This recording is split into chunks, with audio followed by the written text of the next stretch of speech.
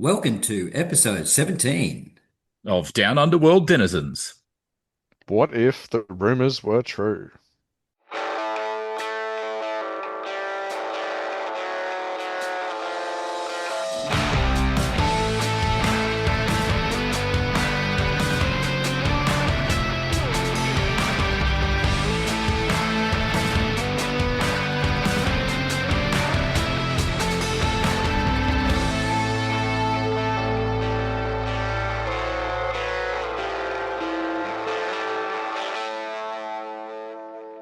What if they were true? Well, let's get to that a little later on. We've got to start off our episode with our usual introductory question to the commentary team. So I want to ask you guys, what is your must attend a tournament for 2026? Mm. I'll jump in. I'll jump in. Look, I've been really keen to get to Big V, and I haven't managed it yet. So I would like to have a really good crack at getting to the Big V. I'd really like to go. I'd I really want to set it aside to maybe go there in 2026. So there's mine. And we're ticking off some boxes this year. I'm on track and 90% certain to get to every 11s event in Queensland for this one calendar year, which I'm taking as an exceptional achievement in and of itself. We're getting to New Zealand, so I'm ticking off an international this year as well. But on the cards for next year, if I do absolutely nothing else, I'd like to get to at least one out-of-state event, whether that ends up being ATC in Perth, Big V in Melbourne, or Uke Bowl down in Sydney. One of them or more would be a good start, and maybe just one or two events in Queensland. But obviously, Fumble in the Jungle in Cairns is not avoidable. It has to be done, and see if we can get the three-peat with it, with or without Ken Dunford coming, bringing some boys up north as a raiding party. Bring it. Yeah, bring it, Ken. No, Fumble will be great. I don't know. Uke Bowl is just kind of, I think I'm just going to be going from Uke Bowl from now on. Would love to get to the Big V, but I think that's going to come in due time if it's not yet next year. But one thing I haven't been to is an ATC event. So WA over in Perth. For those listeners, we have the ASC, which is what we're going to in New Zealand later on this year, is the Ausbowl State Championships. And then the ATC is the Ausbowl Team Championships, where you get to put forward a group of three. And I'd love to go there as Team Down Underworld Denizens. So that's my must attend for next year. Yeah, and I mean, while we're talking about 2026, one of the things we're going to need to think about is not only are we going to need to migrate to the new edition of Blood Bowl, which is probably a segue we'll come back to, but also, planning our tournaments for 2026. So in Queensland, we're about to kick off a big discussion with all the tournament organisers up here in Queensland about, whereabouts are our events going to sit, and there's a few things to consider.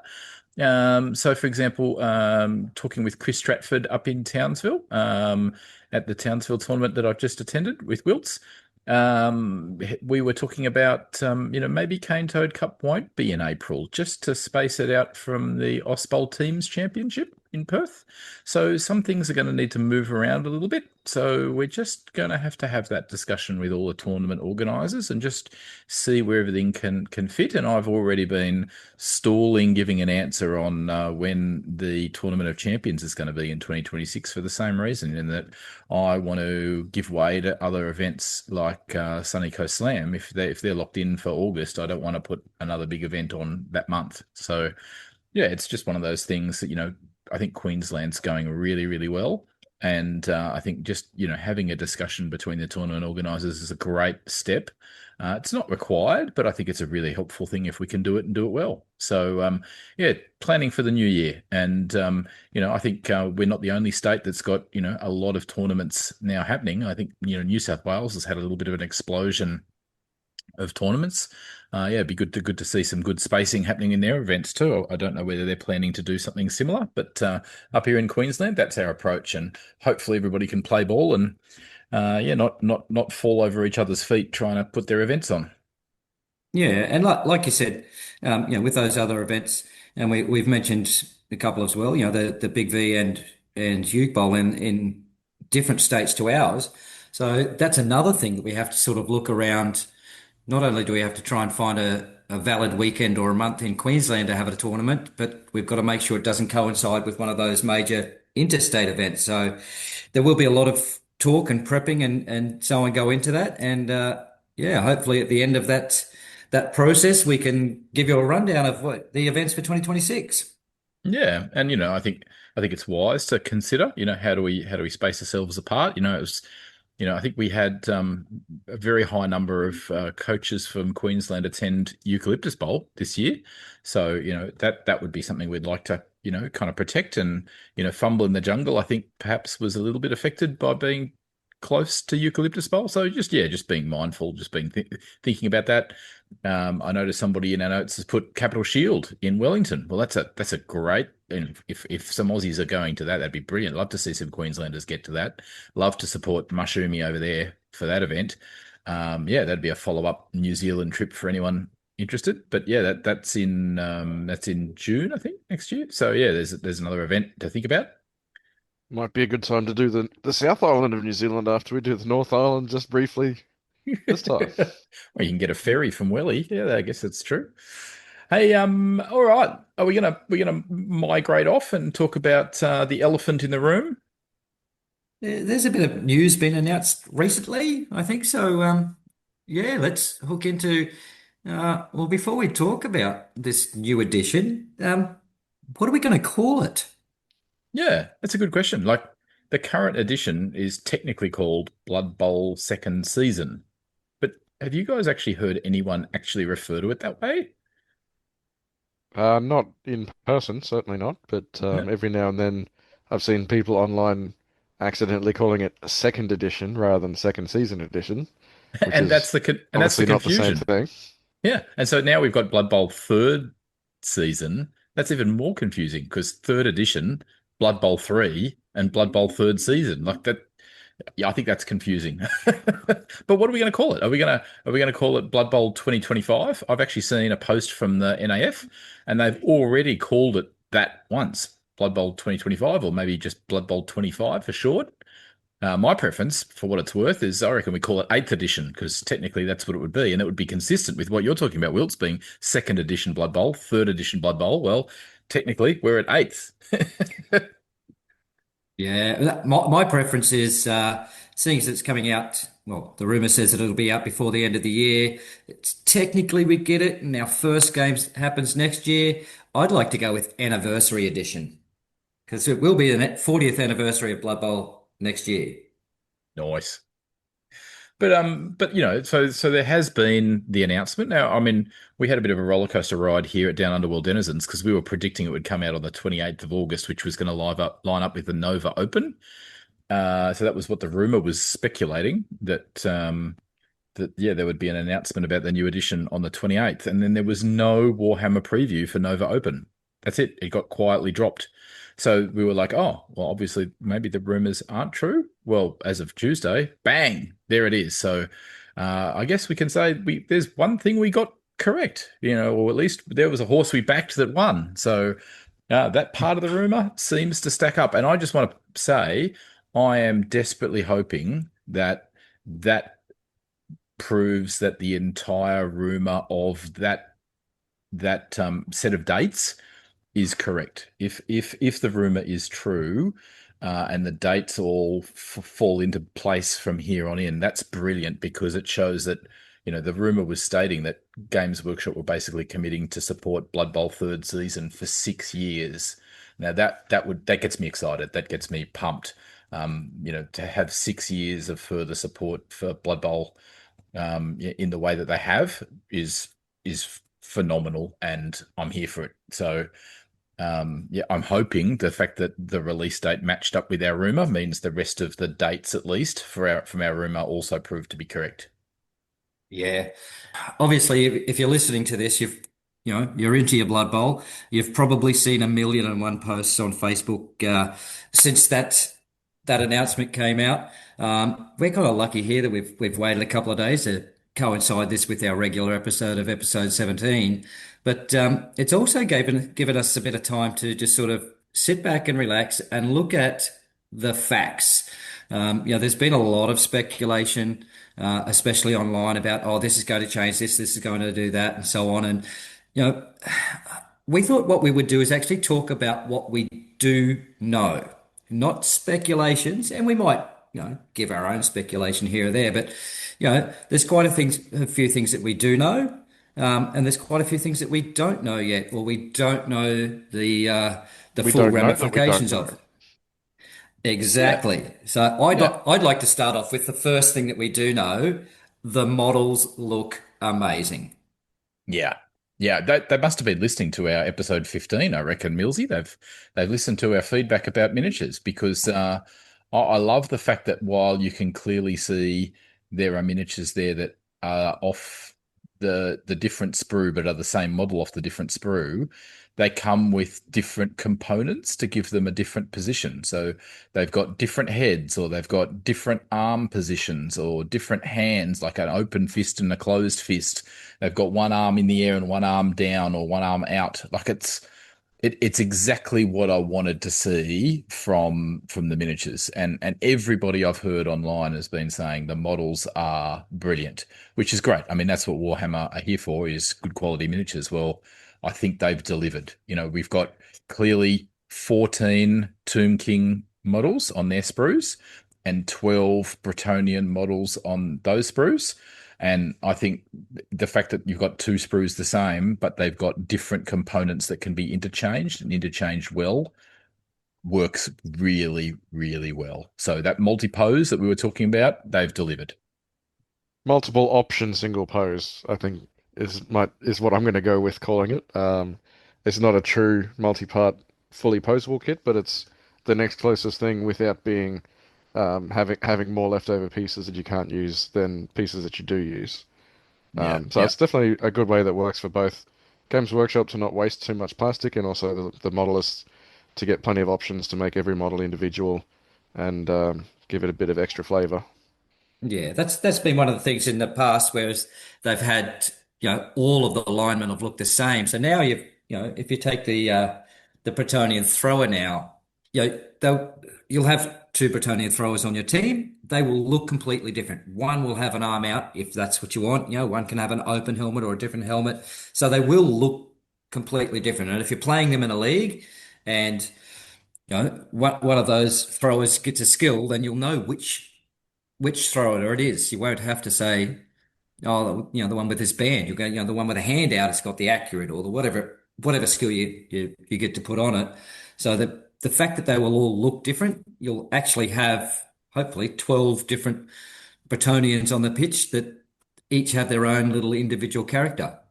Yeah, well, the knights, for example, there's some discussion online that it looks like the bit that goes on top of the helmet, whether it's the deer head or whether it's the swan or whether it's the star, that they look like they might be interchangeable. So that's pretty cool. That's a pretty nice, thing that they've kind of gone the next step up from the vampires, where there are a couple of different heads you could pick from. Yeah, if that's the case, I'm here for it. I think that's brilliant. I also really like the Tomb Guardians. I think they've got the right balance of actually looking like they're strength 5, but not different from the team. Want to go back to those knights when you mentioned it's with the different heraldry that they can have on the top of their helmets. If you're like me, since this has come out, you've gone, hey, hang on, my last name's Miller. Surely there's a family crest in the works in the pipeline somewhere. So I've actually gone through and had a look at my family crest, and we had wolves on ours. So I don't know if it comes with wolves in the pack, but how easy will it be for me to find, wolf heads from somewhere and then just glue them straight onto those helmets if they have a spot to put on the headdress there? So are you going to make yourself a blitzer or a runner, Millsy? I might be the squire. I don't know. At least you're not the peasant who doesn't even make the pitch. They don't take peasants anymore. No, that's right. Yeah. So let's move on. I mean, obviously, anything anybody else wants to say about the miniatures? They're just really solid, and The biggest danger with a lot of modern Games Workshop sculpts is that they almost have too much detail, where you almost get lost trying to paint them up to make them look nice. But these look like they strike that nice balance where if you want to spend that effort, they've got plenty of detail to bring up. But they're certainly going to still look pretty good just with base colors and maybe a wash just to get them tabletop ready, and they shouldn't take forever to get on the table. No, and they also the skeletons actually look very sturdy. So looking at the skeletons, I'm not looking at it going, oh, that's the break point there. They look like they're going to hold up. They've got 2 feet on the ground. They look like a solid model. So hopefully they don't sort of break in part too quickly. Right, Yeah, and you don't want me to have to drill each model 7 times to make them stand together like the old ones from Fnatic Games. Yes. No, thank you. No, thank you.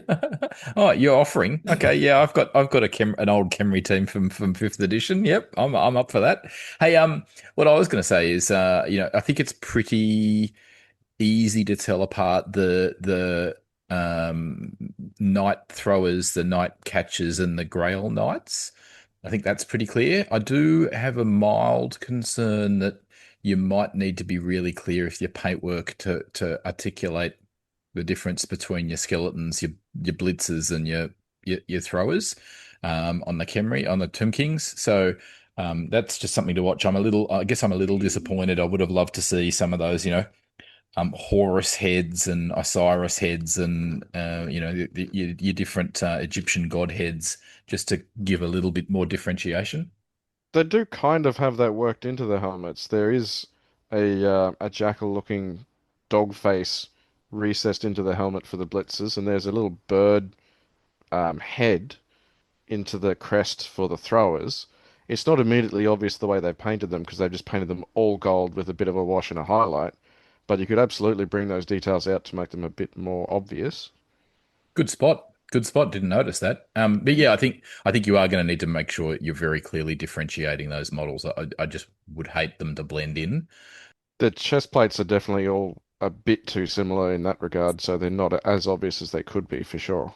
Yeah, yeah. But I still think I'm here for them. I think the Tomb King team overall is a win.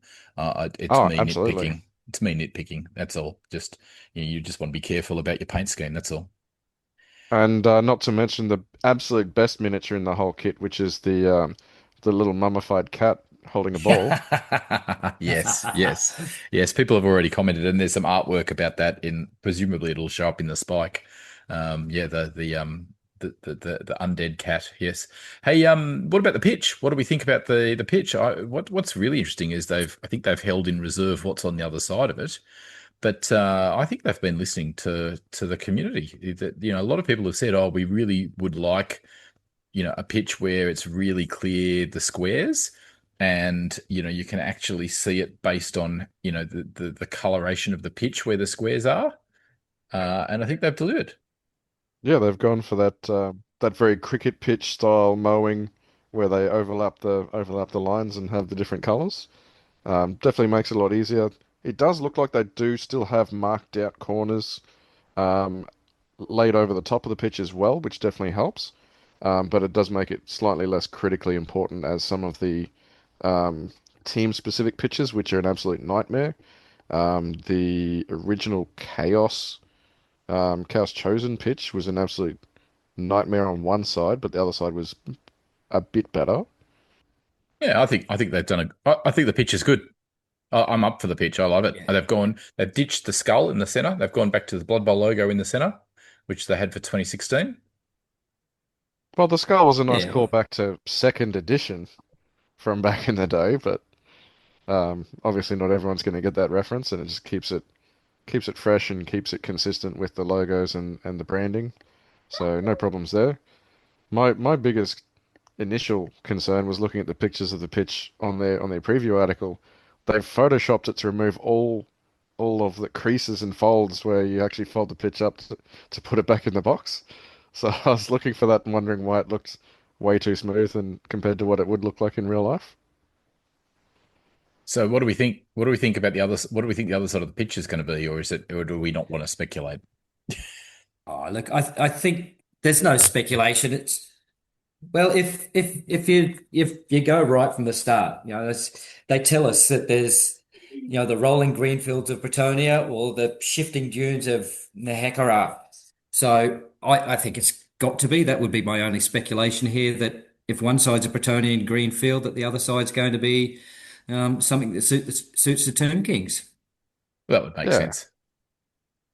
Yeah. Interestingly enough, the really nicely modeled decorative pitch that they've got some of their studio shots on actually has a massive big grinning orc skull in the middle of the pitch. Yes, So it does. Yeah. we can't read too much into that one, even though it's got nice Tomb King style scenery arranged around the outside of the stadium. Okay. Yeah, although That's I true. think they do specify that there will be along with the spikes there will be new boards, dice, and cards. So I'm reading that as being there will be a specific Bretonian pitch and a specific Tomb King pitch in addition to what comes in the box. Yeah, well, that's consistent with what they've done before. So you'd get, by the look of it, you'll get a Bretonian and Tomb King pitch in the box. But if you wanted to buy the Bretonian pitch by itself, I'm guessing like they'll do, with all of the other pitches, they'll either have a daytime pitch and a nighttime pitch, or some other effect that takes place, giving you a double-sided pitch. I wouldn't see them producing a double-sided Bretonian and Tomb King pitch for sale. I would say that if you want to buy a Tomb King pitch, you're going to have both sides of it. That's just my thoughts. Yeah, that's probably likely. The one that's in the box that they've got in the picture is pretty generic, so it might just be like in the 2016 and 2020 boxes, where it's just plain grass on one side and Astro Granite Rock on the other side. Well, Mm. 2016 had an orc pitch on one side and a human pitch on the other, so it could go that Oh, way. did it? Yeah, Oh, the 2020 one's what I must be familiar with then. yeah, yeah. Yeah. Now, moving on from the pitch, the dice. I'm sad to say the logos from 2016 are here to stay. The logos that we all struggle to read across the table in low light levels. So unfortunately, we can make out enough detail to see that while the dice look nice, black with red inlay for the Bretonians, and it looks like a bony white with black inlay for the Tomb Kings, which is the one I'm here for. Sadly, the block logos on the block dice are still that kind of token circle with the little spikes with the logos inside. So they haven't taken the opportunity to redesign the block dice. I think that's a missed opportunity, but oh well. I'll take the lumps with the good. Yeah, I'll still be using my NAF dice anyway, so they look good. I do like the bone ones of the Tomb Kings, just the colours of those. But having said that, the Bretonian, the black and the red, they look like they're very contrasted. You'll be able to see what it is. But like you said, it's just that going with that logo is kind of just too much It's on the just block hard to dice. read. It's hard to read across the table. It's very hard to tell certain results from each other just because they're all the same circular shape. Maybe they're pitching to the wrong market. Maybe they're pitching at 16 and 17-year-olds that have perfect eyesight and us old fogies that can't read them. Maybe it's a problem for us. I was just struggling to understand what you meant by that note in our show notes because I'm looking at all the D6s. None of them are actually showing the six, so I can't see the Blood Bowl logo on the six face. But you're actually talking about the block dice instead. So that one went completely over my head. I honestly had no idea what was going on there. Yeah, yeah, yeah. Hey, speaking of things in the box, what do we think about the new ball token, and what do we think about the action and state indicators? In particular, there's a pretty controversial thing where they're saying, well, if you don't want to lie your models down, you don't have to. And I know at least one notable member of the community that really irked them. Yeah, what do we think?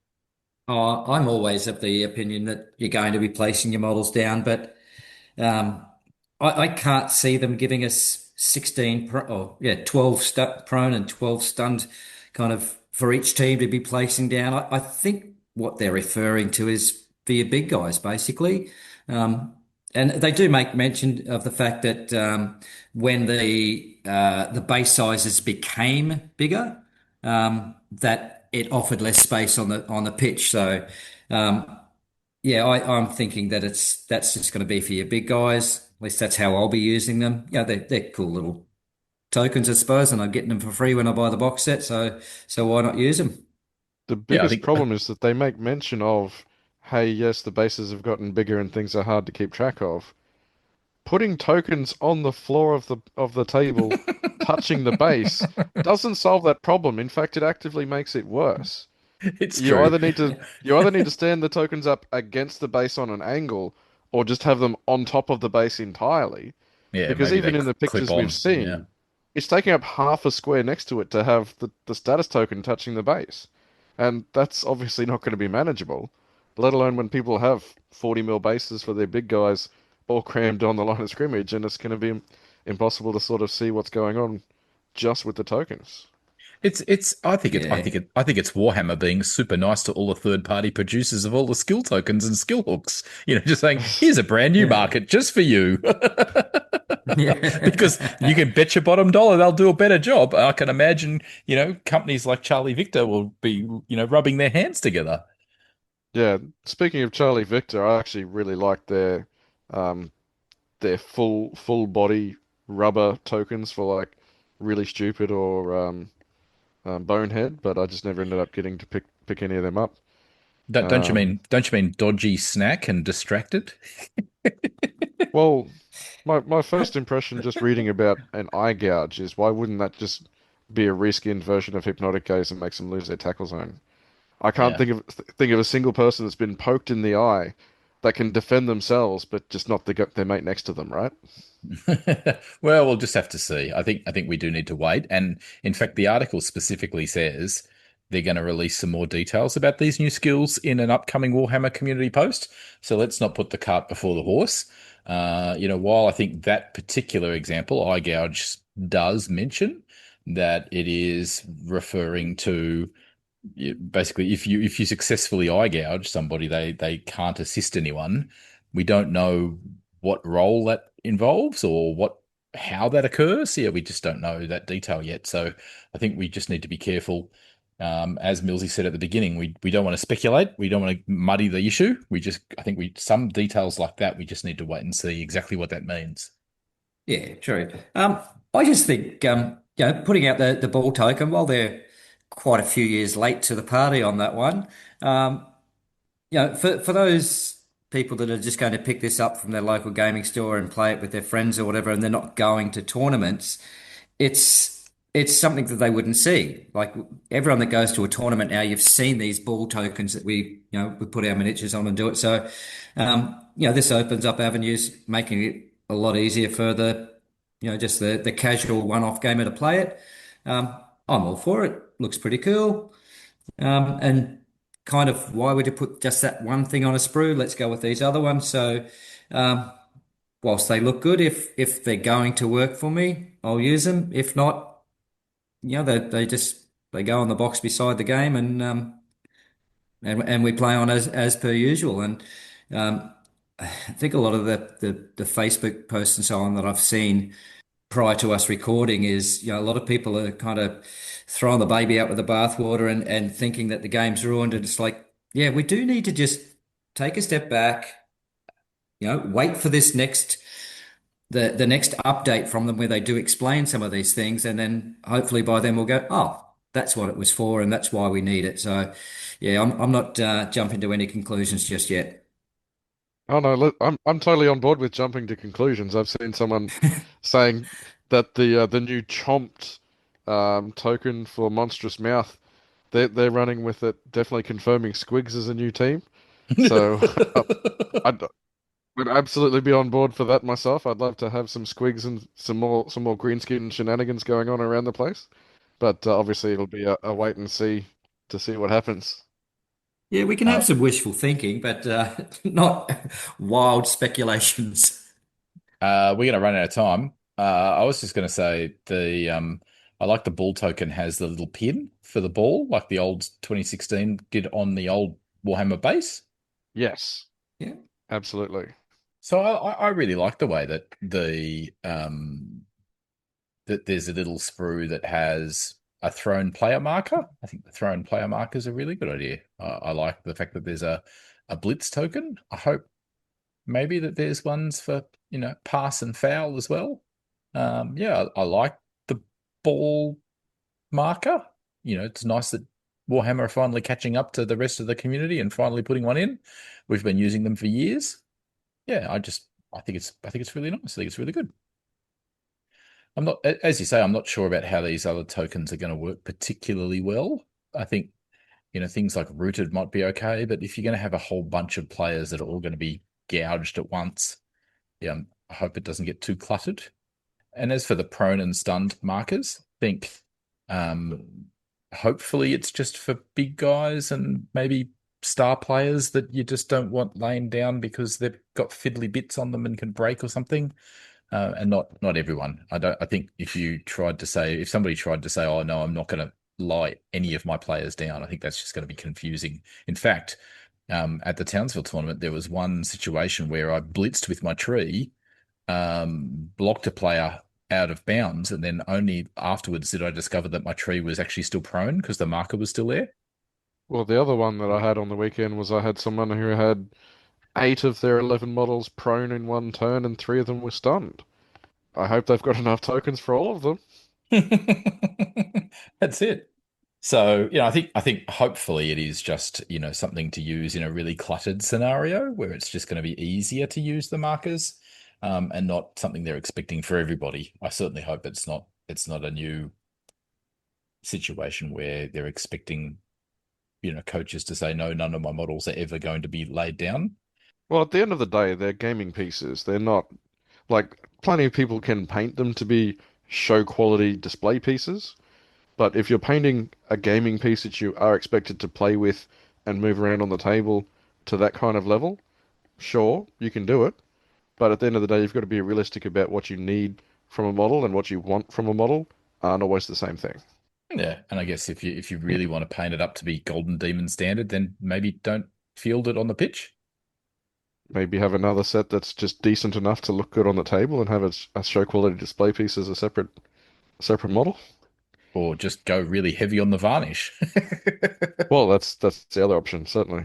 So let's move on. Let's move on. We've talked about the new action and state indicators. We might roll around to talk about those new states a bit later.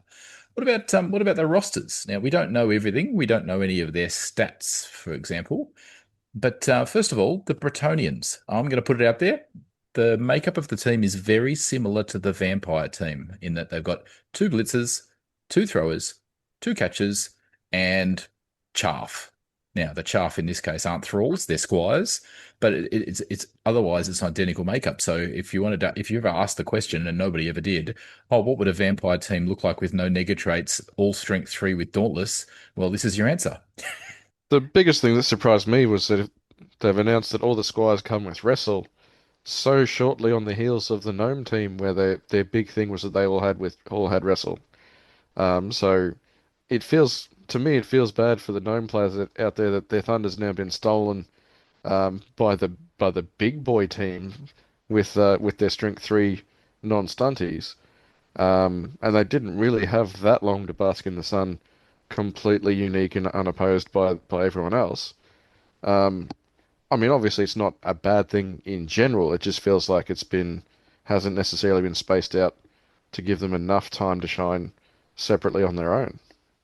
Yeah, so there's not too much we can confirm about this team yet because we don't have all the detail, but there is some details we do know.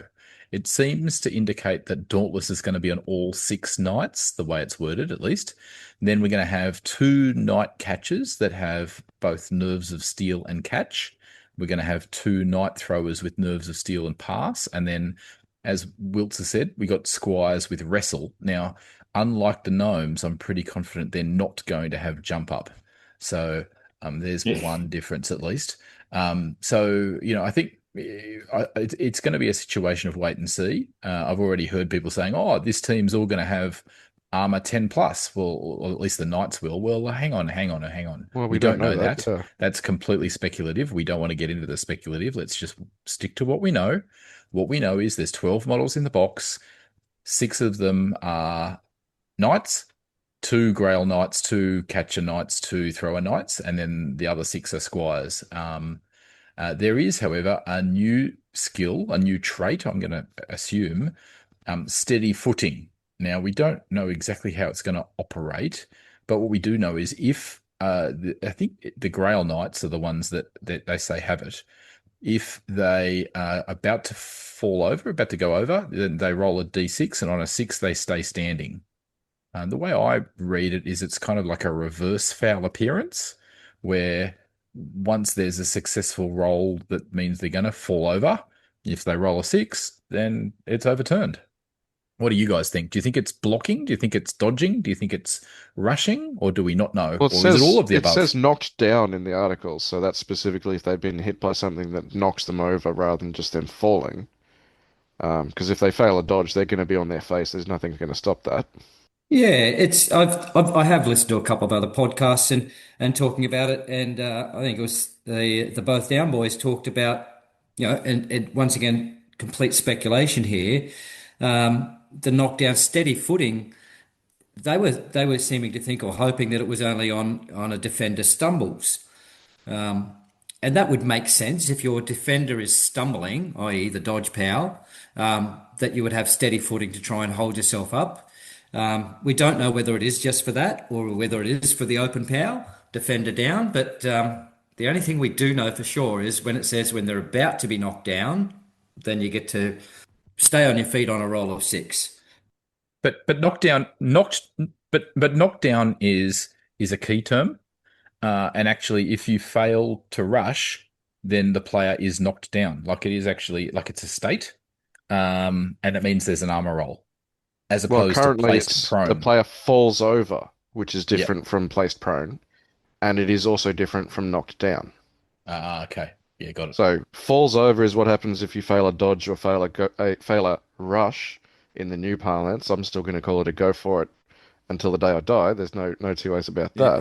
that. But yeah, there's even in the current rule there is a difference between falling over, for example, a failed dodge, and being knocked down, which is from a block or a bomb exploding or something else like that. Good catch. Good catch. Yeah, you could also be knocked down by some of those flamesmiths from the Chaos Dwarfs too. So there's a couple of Well, different actually, they get placed prone, iterations. but you still make an armor roll. There you go. So place prone. So one of the things they have said is that they are going to, or they have taken about all this ambiguity and the terminology that's going to be used in this new edition will be really succinct, and we will know what's between all of those things. So once again, we'll just have to wait for it to get the new update or get the rule book in our hand before we can talk about it. Yeah, yeah, that all said, I think they've kind of actually had an own goal here. Because you're right, actually three times in the article they talk about how they want to tidy up their wording. That they're at pains to point out that it's all about smart rules updates. Written by Blood Bowl fanatics for Blood Bowl fanatics. Speaking of rules, they've been lovingly reviewed, curated, and revised, and that's all cause for celebration. It's all been exhaustively rewritten for clarity. And yet, in this very article, they stuff up and they say that secure the ball is the end of the turn, but actually that's not correct. It's actually the end of that player's activation. So they didn't keep with their own keywords. So as I said, I think that's an own goal. Hopefully that's not indicative of the new rule book. Well, there's only one way to find out on that one. Well, we actually do know. It's been confirmed. It has been confirmed that it is actually the end of the player's activation when they secure the ball. It's not the end of the turn. That Oh has no, I been meant confirmed. we'll find out about how well written the rulebook is as far as an ease of use and ease of reading once we have it in our hot little hands. Yep. Yeah, well, Yep. we're still going by the fact that we've got these old terms. So, if they have done what they've said and they've changed these terms, then there should be no ambiguity whatsoever. Hey, let's move on to the Tomb Kings. What do we know about them? Well, as I said, there's 14 models on the sprue. We know that. Yeah, so there's 4 Tomb Guardians, there's 2 Blitzras, 2 Throw-Ras, heap of skeletons. But the biggest change that we've seen so far is that the Tomb Guardians now come with Brawler. What's that going to do to the meta? Yeah, well, interestingly, it's just worthwhile reminding everyone that under the current 2020 edition in the Teams of Legend document, Tomb Kings, their Tomb Guardians do not have Mighty Blow. So, if anybody's out there saying, "Oh, they've dumbed down Tomb Kings to not have Mighty Blow," well, hang on, they didn't in 2020 anyway. So, this is something added to the Tomb Guardians. The only um, other skill that the Tomb Guardians have, other than decay, which has been confirmed they are going to retain, is regeneration. I don't think that's going to go away. So this is something new. They are going to have an additional skill, and I think Brawl is a good fit. I'm up for it. Absolutely. It makes a lot of sense. They're going to be on the line. They're going to be taking some hits. They're going to be dishing out some hits. It's not that often that you're going to see a Tomb Guardian blitzing through the line to perform acts of heroism and bravery, but they've certainly got a job to do, and they're very good at doing it already. Brawler just gives them that little bit of an extra edge. They can't blitz through the line. They are the line. Do they walk like Egyptians? 100%. Hey, I just wanted to say too, it appears, at least from what we know so far, there isn't any big guys in the box. So just comparing with Blood Bowl second season or Blood Bowl 2020, they had an ogre and a troll, big guys in the box, and they had Griff and Varag, and they had 2 referees on a sprue. Now, none of that seems to have made an appearance. I'm hoping that kind of cutback, that wind back. Plus, of course, there is this new ball token and status marker sprue, but hopefully that balances, and it means that the price point is going to retain the same as the 2020 box. I'd love to see it be the same price point, and hopefully by just trimming back the number of miniatures in the box, that's what's going to happen. That's what I'd like to see occur. I'd expect it to be broadly similar, obviously indexed for inflation, because there's a new round of price hikes coming at the end of October that they have announced on Warhammer Community already. But hopefully it won't be too bad this time around. But what are you talking about, Babs? There's 4 big guys in the box already. We've seen that. And I do think the scale is about right. I think some people have not really had a good look at the scale and in comparison between the skeletons and the Tomb Guardians. I think it's a good size differential. I think they're good size. The good size, and they've got both feet firmly on the ground. They're not running mummies, which I think Millsy will be pleased about. They're definitely a more appropriate size compared to the Punga Sons of Anubis guys that I've got on my shelf behind me.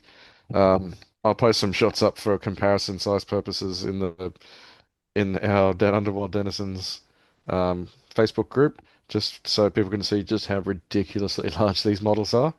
Because they are going to need tokens, because they're going to take up too much space on the pitch when they lie down. Like my Christmas trees.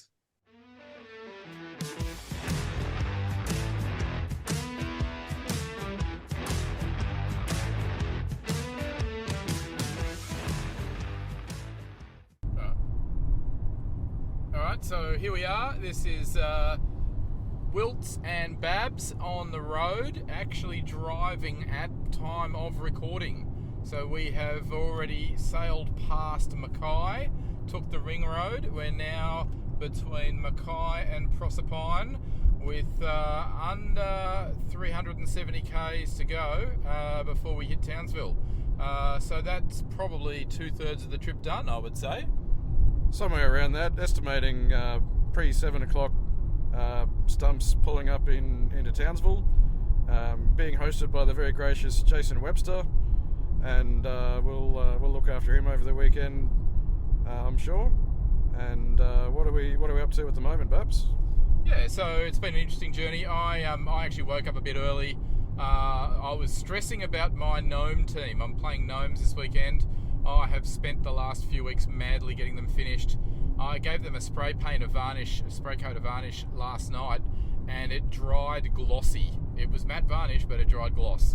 And so I woke up early and I was like, right, fine, chucked some clothes on, went downstairs. It's about 6:30 this morning, gave them a second coat of the matte varnish, and thank goodness that second coat has managed to coat that gloss and taken it away. It's got a nice matte finish on it. So then I needed to wait for that to dry. Then I need to put on, I've got some magnificent tabletop goodies magnetic skill hooks. There's a skill hook system that has the player numbers, and then you can put your various skills on each of those little systems, and of course it's the way that I can indicate if my treemen have gone rooted with a little magnetic clip, or if they've got the ball. There's a magnetic clip for that as well. So yeah, I put those on, I've packed them all up, I've got them all away, and yeah, I'll be interested to see whether my gnomes manage to walk away with best painted team. I'm happy with how they came out. We'll just have to wait and see. Townsville, this is their first tournament. They've not had a tournament in Townsville before, so we're really keen to support them. That's part of the reason why we're making this long trek all the way up here. You know, over 9 hours travel time for me. I had to duck my old car down to get some work done to it because it still hasn't passed its roadworthy. And then I got on the road about 9, got up to Wiltz about 10:30. Then we delivered our exclusive Down Underworld merch to Zach Hancock. We dropped in at his place briefly. Those people who have been on the Down Underworld podcast have had the opportunity to get some exclusive merch, and we dropped that off to Zach Hancock on our way north. We've actually got some more of that merch in the car with us that we'll drop off to some of the lads from North Queensland. We've had lots of good chats. What's been one of the highlight of the conversations on the way north? I was just going to quickly say there wasn't a lot of decision making behind why I'm taking my orcs this weekend. I painted them for Ozbowl 2 years ago, and they've been pretty good ever since. So I was thinking about taking some elves. Sneaky decision there. I'm sure it would shock a lot of people. I just didn't feel like trying to paint them in 2 weeks or less. I feel they deserve a bit more attention than that, so orcs it is. On the way north we've been having a bit of a chat about whether there's any substantiated rumours that need to be paid more attention to, which at this stage I don't really think there's that much new to add to that conversation. Potential changes if they did, but I reckon the most solid thing to talk about, we've talked about, is everybody locking in their rosters. So it's not just myself for Ozbowl State Champs, it's not just Wiltz for Ozbowl State Champs, it's not just Greenstone Cup. It's also Stewie for Eurobowl. So there's been a lot of people doing last minute, and other members of the Ozbowl State Champs team have made some pretty significant changes in their thinking. So yeah, we've had lots of good discussion about locking in rosters and what they've finally decided in terms of skills, including my own vampires. Yeah, and you're taking a bit more of an aggressive roster rather than a more passive roster by any standard means.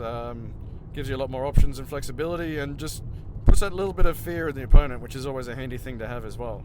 Yeah. Just the mind games to really unsettle them and make them second guess themselves more than once, and hopefully that gives you an opportunity you can exploit for glory and Blood Bowl. And you can clearly tell that I've paid very careful attention to Sven Draconspear saying, you know, you get more reps in a team and you get better, and so that's why I'm playing gnomes at this upcoming tournament. Well, the other reason I'm playing orcs is to give my chaos a rest before they go on their big trip over to New Zealand.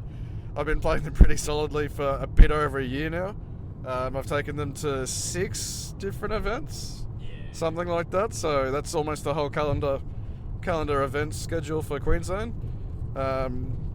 I don't know if I'm going to be committing this hard next year, because I've been to literally every Queensland 11s tournament we've had so far this year. Looking to continue that for Ipswichki as well, potentially, but that's a decision that we haven't completely settled on yet. 99% sure I want to go, but just make sure it's not priced out of the equation for me by someone else. Accommodation was booked yesterday for that. So. Yeah, exactly. Yeah. I might try and probably make it to 1 or 2 big tournaments next year, but definitely need to save some pennies to put towards the World Cup if we get to Malta in 2027. Yeah, the saving plan's got to be well and truly in place by then, yeah. And whether we can get to the Australian Team Championships next year with or without Babs, because Babs might have to pull out of that one. Yeah, it's all about money. If I want to be serious about getting to the World Cup, I don't know that I can afford a trip to Perth in that mix. So it's just balancing that coin. But it's been a great trip so far. We've had lots of fun. We've had a road stop at Serena, stopped at the sugar shed, stopped at the bakery. Yeah, we've had a great trip north, and we're not done yet. And the measure of any good bakery, in my opinion, is their cheese and bacon pies and their apple turnovers, which both of them were above average and represented themselves well. and we'll see how we go for the next one. Yeah. All right, out from us from now. Bye.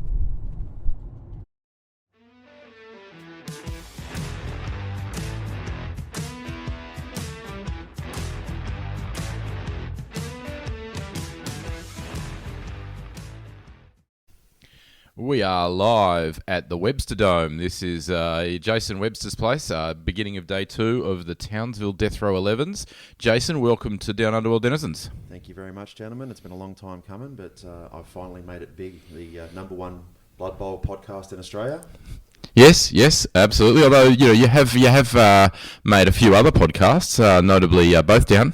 Yeah, I have had a few mentions on a few different podcasts, but what can I say when you made it big in the Blood Bowl world when you're on a podcast? So I finally joined the upper echelons, a bit like Glowworm. He's been on about 1,000 of them. So nice. Now, you've been around Blood Bowl a long time. Why don't you give our listeners a super quick rundown about how long you've been playing Blood Bowl for, and just kind of the highlights. Right. So I started playing American football when I was a younger lad. I then transitioned into playing Magic the Gathering, which was pretty average. A mate of mine picked up the old 3rd edition Blood Bowl box set, and pretty much the rest was history. I traded him all my Magic the Gathering cards and got Blood Bowl, and haven't looked back. I've now got over 40 teams.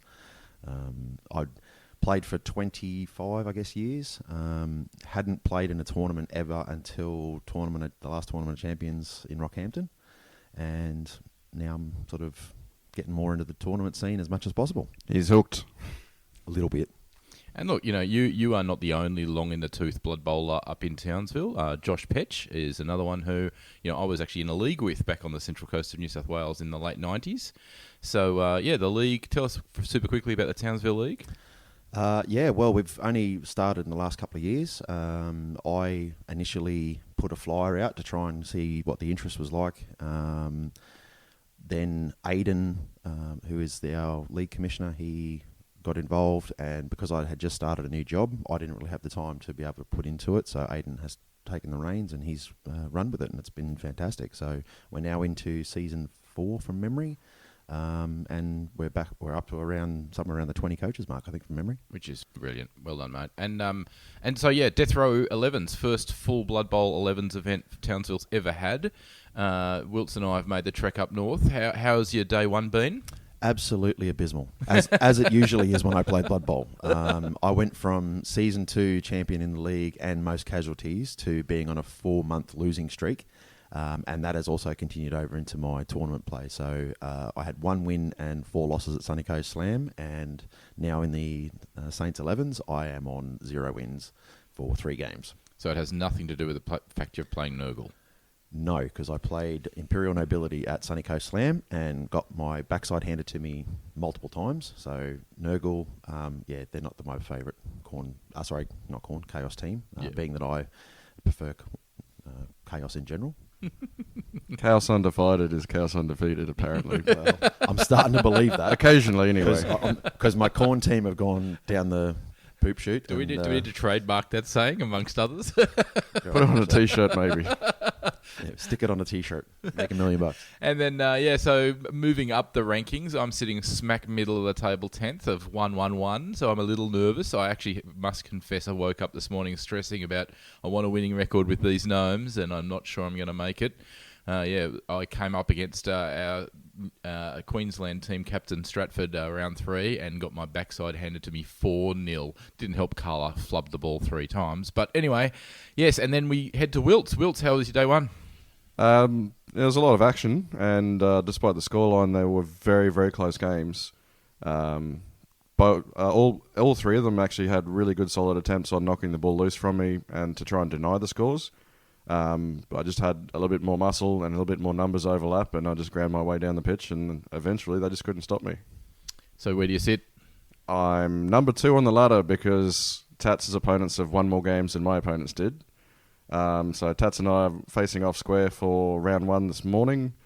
We'll see if our draw streak can continue, because we had a 0-0 draw at Fumble last year and we had a 1-1 draw at Fumble this year. So we've pegged it as a 2-2 draw, Tomb Kings versus Orcs. We'll see if we can live up to that one. I don't know. 2-all's a bit of that's too many touchdowns for. I scored a 3-touchdown game with Orcs. I'm proud of that. Well, we'll see. So we're all looking forward to day 2, 2 games, and then a long road trip home for Wiltz and I. We'll keep you posted. Out from us for today. Thanks, guys.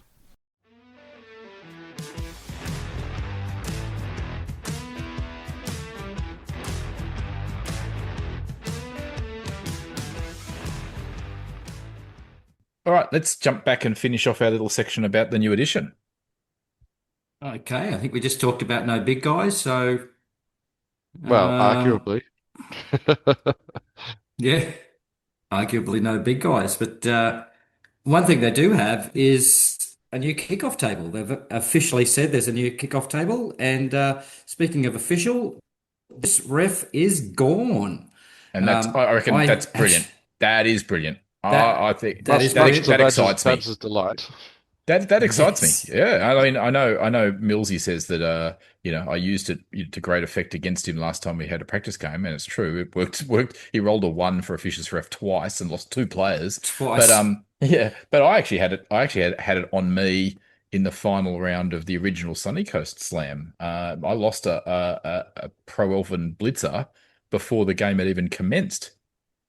Yeah, it's tough, isn't it? And it's like, and that's the time you don't want it. Like in a friendly match, yeah, no worries, whatever. But if you're playing in a tournament and this is last round, you're at top table and you lose one of your key players on the opening kickoff before the match starts, it was a bit of a kick in the teeth. So that's gone. It has been replaced with dodgy snack. Now we don't know what that means. There is a marker for it, but it's definitely gone, and dodgy snack Yeah, is in. and just to be clear, I don't think that's what a troll calls a snotling, is a dodgy snack. I don't think that's what it means. I think it means you've eaten something that's a bit dubious in quality, and now, I don't know, maybe you're going to end up with projectile vomit. That's just one option. Yeah. I certainly wouldn't be upset to see the Blitz altered in some fashion on the kickoff table. It's Or at least obviously it's some, been around for a long time, but it yeah. it does seem to be a disproportionate effect on the game in a lot of aspects and a lot of situations. Well, and it's just Um, confusing the way it currently sits, where they've made it smaller and smaller and smaller in effect, but the way they've done it is just cut down what you can do and what you can use, and it's really inconsistent. As you yourself, Wiltz, were talking about, you can use pro, but you can't use dodge, and like it's just a mess at the moment. So yeah, I'm with you. I hope, maybe there's some way they can have some kind of small version of blitz, but not be as powerful as it has been. Yeah, anyway. Speaking of the officious ref gone, there's something else that's really gone as well. Something we've been praying for a long time. Wilkes, what is it? What's missing now? I don't know if I'm wildly inaccurate in my guess here, but it's something to do with passing, right? Yes, Nice. it's Nice. gone. Now we don't actually know, whether there's still going to be something inaccurate, but definitely know that wildly inaccurate has gone. And this kind of differs a little bit. In our rumor that we put out in an earlier episode, we said that wildly inaccurate might change from being inaccurate from the target rather than the thrower, but that could still be the case. Yeah, we don't know. It could be that there's now different types of inaccurate pass, but at face value, that's not what this article says at all. It just says wildly inaccurate's gone. And given that there's a couple of changes to the rules that seem to favour some bashier teams, like secure the ball, just deleting wildly inaccurate altogether, maybe that's a balance back the other way. So yeah, it'll be interesting. Yeah. Yeah. The favorite thing about favorite thing for me about that is they seem to have listened to the player base. For all those people that think GW are sitting up there in their mighty thrones doing whatever, there's quite a few mentions in this leak that they had, that they are actually listening to the fans, they're listening to the player base, and it's almost been unanimous that everyone wanted wildly inaccurate gone, and now it has. The biggest upshot from wildly inaccurate being gone is that maybe Hail Mary pass will actually work the way it was intended again. That'd be brilliant. Oh, yes, please. Yes, please. Yeah. I was going to say the other thing is the article actually takes pains to address specific rumors in the community, not necessarily the ones we talked about on Down Underworld Denizens, but one of the rumors that did the rounds was that the pitch was going to have an extra square length. It was going to be 14 squares to the end zone rather than 13. And the article specifically says that hasn't happened. So it actually addresses a rumor that's been out in the community. Another rumor that was doing the rounds was that there was going to be a ball handling stat, and the article specifically says, no, we're not doing that. So I find it really interesting that clearly people in the Warhammer team have connections to the community, which is really encouraging. And in fact, there's even a couple of things about our own rumors that they address. So the one that I'm really excited about is they specifically take pains to say while they're going to rejig the rosters, all the rosters are going to be in the rule book. Now that's different to what we covered. So I'm excited for that. I think that's fantastic. That's good. Hopefully, it does mean that we're going to see all the teams in the rule book, and they're going to stay the way they are in the rule book. You're like OWA and Chaos Pact and Underworld Denizens. Well, the only teams I would consider that would be safe from any kind of roster change at all would be anything that's been released in the last 2 years, probably. Everything else potentially could be open slather for some kind of change or some kind of shake-up. But if I have a quick look at my collection of Spike magazines, wherever I'm run off to, there we are. Anything probably from Spike 12, which is the Nobles and the Blackhawks, onwards. So Khorne, Norse, Amazons, Vampires, Gnomes, Chaos Dwarves, they're all perfectly safe. I think everything else potentially could be up for grabs. And look, again, that's speculative, and I think we want to stick with what we know. And I think you're right, Wiltz. I think that would be silly to bring in new positionals for those teams, but I don't think that they're safe in terms of not making changes. In fact, they've specifically said that all rosters are going to get rejigged. And I think that's encouraging to me. I don't want them to say, oh, well, we've just released Chaos Dwarves, so we're not going to touch it. Well, we know Chaos Dwarves weren't probably quite where they expected them to be, and we know that specifically because of the tierings and the tier that they're meant to be a tier one team, and I don't think they play like a tier one team. So, I think that actually, them being able to say, you know what, we're going to, maybe give a little buff here and a little nerf there. I'd love to see that happen to even the more recent rosters. Yeah, well, they have said specifically that there's roster changes that will shake up team selections and shake up the meta. So yeah, like those last ones, the last teams that have just been released, might stay. They could even just have the clarification of what the secure the ball skill is. So we know that it's not big guys, but then they've alluded to the fact that it's not for powerful other people. So if Chaos Dwarfs stayed the same roster as it is, that might be just that little tweak in there that says, oh, and these are the people that could use secure the ball, and these ones couldn't. So once again, speculation. So we don't want to sort of go in there and come up with ideas that aren't there. We can only go off, the facts that we have. And I think the point that I want to make is I'm still very much a fan of Jay Clare's team, and he. He applied for a job at Games Workshop from being a very successful tournament player for Lord of the Rings, and he knows the value of having good tournament coaches around him. We know that he's recruited tournament players for his playtesting team.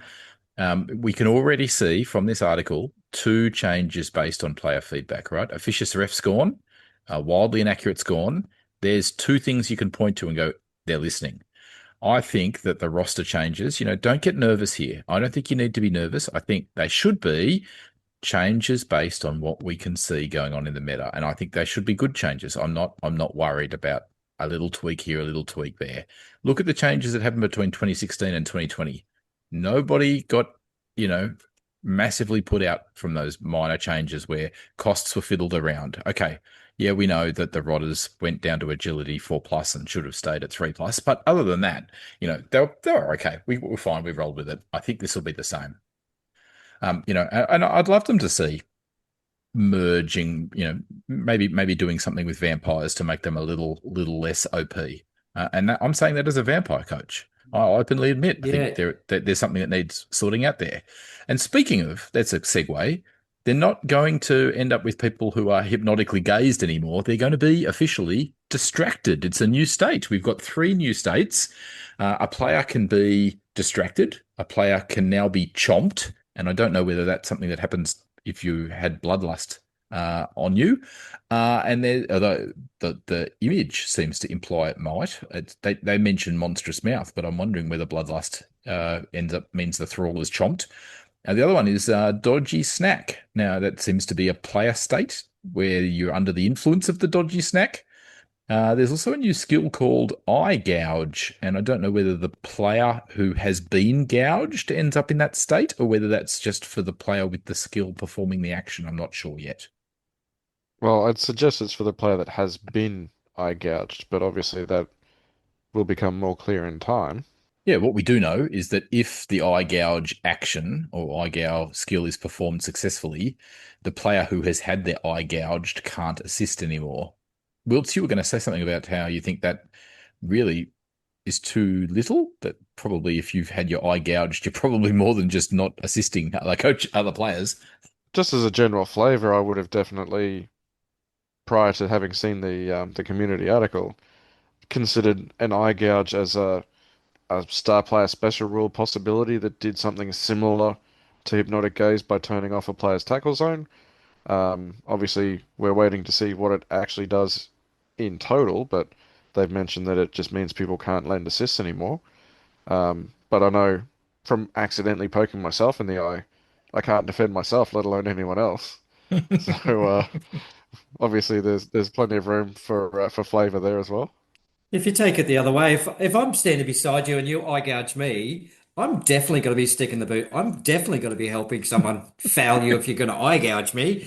No, I Wiltz, don't Wiltz know. is Wiltz is actually telling us that he has great orc credentials, right? Because he's from the gouged eye. That's it. Just need to stop gouging my own eyes. Yeah, Hey, what about this new action? This is big. I think this is the I'm loving it. biggest. I think this is the biggest change. Like obviously there are some things we don't know, and maybe there are others that they're holding in reserve. But I think this is the biggest shift in the meta right here. Is this secure the ball? I'm really curious. Now we don't know everything, so we want to be careful not to speculate. But basically, it means you can go and pick up the ball for 2+ if there's no opposition player within 2 squares of the ball. Now, once the ball is secure, we have had it confirmed from multiple sources that it's the player's activation that ends. So the article was worded poorly in English, but we have had an employee of Cyanide who has the new rules, the new edition, come out and confirm that it's the player's activation that ends, not the turn that ends.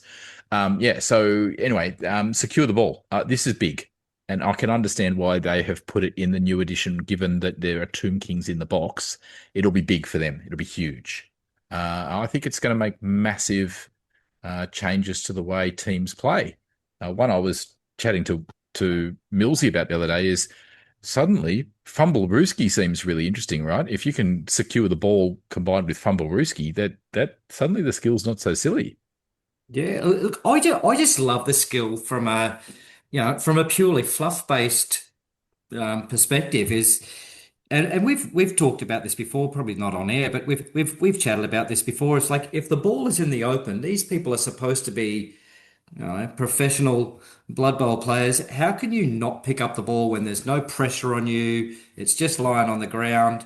So I like it from a fluff point of view. And like you said, there's got to be some getting used to it. And how do you now, if you do go and pick up the ball on the 2+ and then you have to stop there, you've got to do a little bit of working before that so nobody can rush in and blitz you off the ball or whatever. So there's going to be tactics on both sides. Whilst it might be easier to pick up, you're now going to have to protect yourself a bit further back in your pocket, which means you might not have as many people up on the line. So I'm looking forward to seeing how it plays out.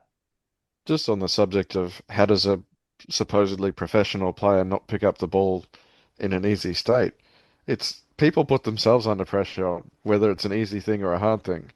I've seen plenty of footballers that have a catch coming right down on their chest, drop the ball in front of them when all they have to do is hang on to it. And that's half the fun sometimes as a fan is watching someone flub something that should be the easiest thing in the world, and it changes the game entirely when it happens. So Oh, the I'm best thing not, is when the next ball comes to them and the entire crowd gets behind it. That's the yeah, best thing. and they put themselves under even more pressure. This So is true. I'm not completely against the idea of yes, it should take a role to pick up the ball in some aspects. Like in older editions, you literally just moved over the top of the ball and it went with you regardless. I think there's definitely room to keep it as a role. Obviously, they've decided some teams need a bit of help, and some teams will definitely get more help from this than others. Like an elf player, obviously, it doesn't make any difference to them. They just pick it up and keep moving. Um, I certainly don't see a lot of times necessarily that an orc or a chaos team needs to spend an action on it rather than just having a go, and if it fails, it fails. Because you get to obviously keep moving if you just pick it up with as just by moving over it. So securing the ball as an action definitively will help a lot of teams and will help potentially um, new players that aren't as used to the turnover mechanic straight away. It'll definitely offer a lot of options, but I don't expect it to be 100% necessary every time you set up for a drive. But just knowing it's there can certainly be a good backup. Look, I think if somebody had proposed this on Blood Bowl Community 2 weeks ago, they would have been shot down in flames. So I want to be cautious with this one, right? Like I do think, I mean, Wiltz in our show notes actually mentioned specifically that in first edition there was no pickup mechanic. You just moved your player over the ball and bingo bango, you had the ball. And actually proposed what would this break if it was reintroduced? Well, we're about to find out. Look, for me, I think that my explanation as to why the ball's so difficult to handle in Blood Bowl is it's very big. If you actually go back and have a look at the third edition miniatures and you look at the size of the Blood Bowl ball in comparison to Blood Bowl players, it's much bigger than what we think of when we think of a rugby union ball or a rugby league ball. I reckon it's about twice the size. I think, if you imagine a ball that is, almost a meter in length, and you're trying to pick this thing up and it's covered in freshly sharpened and serrated spikes, and then you're trying to throw this thing that's almost a meter long, suddenly the fact that the ball is not easy to pick up and not easy to pass makes a bit more sense. So that's my explanation. My Oh, concern. I love Babs. I just love the way you bring realism into a game that has dwarves, elves, snotlings, trolls. I love the fact that you think, yes, well, it's got to be real. Um, Of course it is. I'm 100% it is. Come on, mate. I mean, that's why I get cranky about unicorns running around the pitch. That I'm fine with Oh, goblins with pogo sticks and chainsaws, but I'm not okay with unicorns. Anyway, bring back Lucky Luke. Meanwhile, I've just been digging through my pile of miniatures on the desk behind me, and I've picked up literally the third edition plastic ball, and I've got my zombies and skeletons on the table waiting for some paint. The ball actually reaches from their hips to their eye line, so that's basically half their body length. That's what I said. I It's said it's almost a meter in huge. length. That's exactly It's right. That's exactly what huge. I'm saying. Right. That's my point. That's how big the ball is. Anyway, what I am saying is we do have some information from, as I mentioned, an employee of Cyanide. I just want to read what they say about this is the secure the ball action. What they say is it ends the player activation, not the team turn. It requires no standing, non-distracted opponents within a two square radius of the ball. Now, they've clarified that some players simply can't use this action. Big guys are specifically mentioned, but there are apparently others. And again, there's no further clarity as to who those others are or aren't. They do say it is an additional new action. So usual pickup rules do not apply to this special sorry, I'm misreading that. Usual pickup rules don't change, so you can still use the regular agility roll to pick up the ball.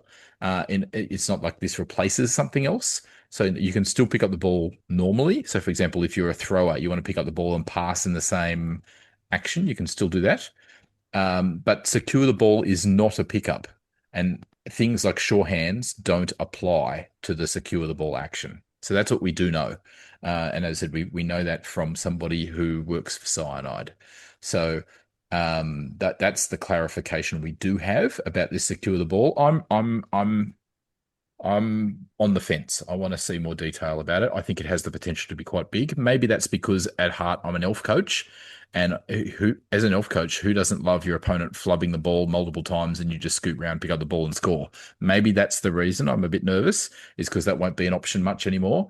But it will certainly shake up the game. I'm already thinking of star players like Hathark. If Hathark the Unstoppable can play secure the ball, that is a game changer. So I want to be really cautious about getting on board with this. I want to wait and see how it plays out. I would tend to imagine that Hathark would be one of those other powerful players that might not qualify, but we'll see how we go. Yeah. The other thing we don't have is this 2+ pickup. Is that modified by the weather? We don't know whether it's, if it's in pouring rain and there's a -1 to pick up, does that now become a 3+ to pick up? So, we would be purely speculating on that, which is what we don't want to do on this podcast. So, at the moment, all we know is it's a 2+, and we'll have to wait for a couple of weeks or whenever it is before the next leak comes out for us. And no doubt we'll have another podcast out there when more information comes to hand. And just speaking of leak, just want to restate for our listeners that it's really interesting that there are actually two specific things here that don't match our rumors from episode 14. So notice our rumor, or the rumor we covered in episode 14, talked about wildly inaccurate shifting from the thrower to the catcher. Well, that doesn't seem to match up with what we know from this article. The other thing that doesn't seem to match up is that there's only a certain limited number of starting rosters in the rules. So it doesn't seem to be completely accurate. Even though the release of the new edition matched our rumor, there are other things that don't seem to match. So we are going to need to play it one at a time. It's not like we can suddenly go, oh, well, that means everything in the rumor that we covered in episode 14 is true. I don't think that's the case. I think we're going to need to play it by ear. What we do know is the Warhammer Community article is saying that there's going to be further detail about skills in another article sometime soon before the game actually drops. So we just have to wait for that. I think the most important thing in the community article, though, is that they're confirming that High Elves will be back. The most important of the elf teams, of course. Yeah, look, whilst I'm loving the fact that they are back, I think they might have just missed the mark that little tiny bit. It does. One of the things that I've spoken about multiple times is reducing the amount of books that I need to take to a tournament or to a games day. So having the new rule book with all of the teams, but then having to have another piece of paper for High Elves. So I think they might have missed the mark there. I'm sure they had the team in design and ready, but we don't know what reasons they haven't. They have for not putting that out. Maybe they don't have the figures ready yet, and they want to have it ready to go at the same time. But look, even with that minor quirk, I'm pumped that there's a new season coming out, new rules to get to play with, and when they've said that it's going to mix up the meta and team design, roster design is going to be really different, I'm all for it. I'm looking forward to what 2026 has to bring. Yeah, I think overall I'm looking forward to it too.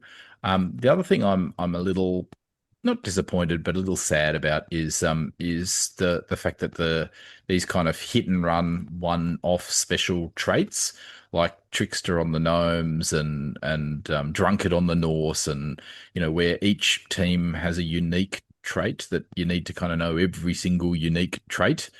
That seems to be continuing because we've got steady footing. So I'm a little sad that they haven't tied it up I would have liked to see that be one level of complexity we just didn't need and to quietly disappear. But anyway, it is what it is.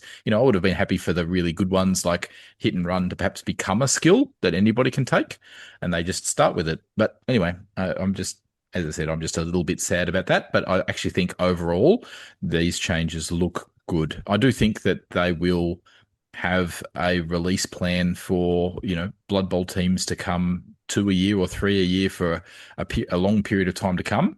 And so I'm quite interested to see what is actually in the rulebook and what isn't.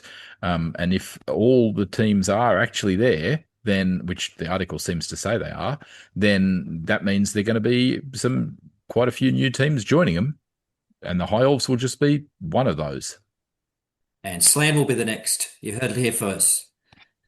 Well, just on that, it wasn't that many years ago where people were resoundingly saying, "Oh, there's no place for Bretonians in Blood Bowl. Bretonians don't fit the law. Bretonians were never an official team. Blah, blah, Bretonians don't exist, and shouldn't exist." Well, guess what? Now they do. So it's yet another team off the shelf coming officially. Now, I do feel like they kind of missed a trick, and really Imperial nobilities should have been Bretonians, and they kind of had a misstep, and now they're remedying it by bringing a different Bretonian team out. But I think, Bretonians clearly do fit. I mean, look at the sculpts; they're great. They look like a great team. I'm interested to try them. I think it's good. So, I think people need to realize Slan are like Bretonians. They might not personally have seen them in the game, but lo and behold, they fit. Well, guess what? Slan can too. Let's move on now from our vicious rumours that we're saying that Slan are going to come back. Let's look ahead for here in Queensland. What's coming up? I know there's a few tournaments coming up here in Queensland. One of which Babs and myself have been working on a bit is the Big Ipswichki. Did you want to give that a plug, Babs? Yeah, look, this is a great way to say sayonara or see you later to the 2020 edition. This might be a good final hit out under the 2020 rules. It is a tournament with big team value, has an opportunity to bring, a decent sized team with some decent stars or some decent inducements or some decent rerolls. It's not open slather, but it is actually, an interesting rules pack where you're allowed a little more than most tournaments allow. So, yeah, I think it's a great way to say, to kind of send off the 2020 edition. So get along, sign up, come to Big Ipswichki. The dates are the 18th and 19th of October, and it is in Ipswich at Epically Restaurant. And for our listeners, that is Ipswich in Queensland, Australia. I do know there might be an Ipswich over in the UK somewhere. So if you're planning to come on over, don't let the distance intimidate you. You can still jump on a plane and get over here. But the Big Ipswichki in Queensland, Australia.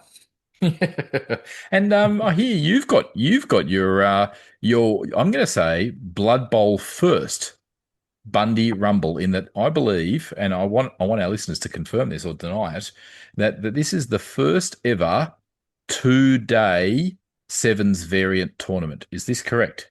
I haven't seen anything else. I'm definitely putting on a 2-day sevens variant. We're playing on a beach bowl variant and a beach bowl pitch, but I haven't heard of any other 2-dayers out there for a sevens event. So I'm hoping that it really goes well. It's here in Queensland. It'll be our last official tournament of the year. Hoping to get quite a few people along. And as of today, I've just checked. The NAF approval has come through.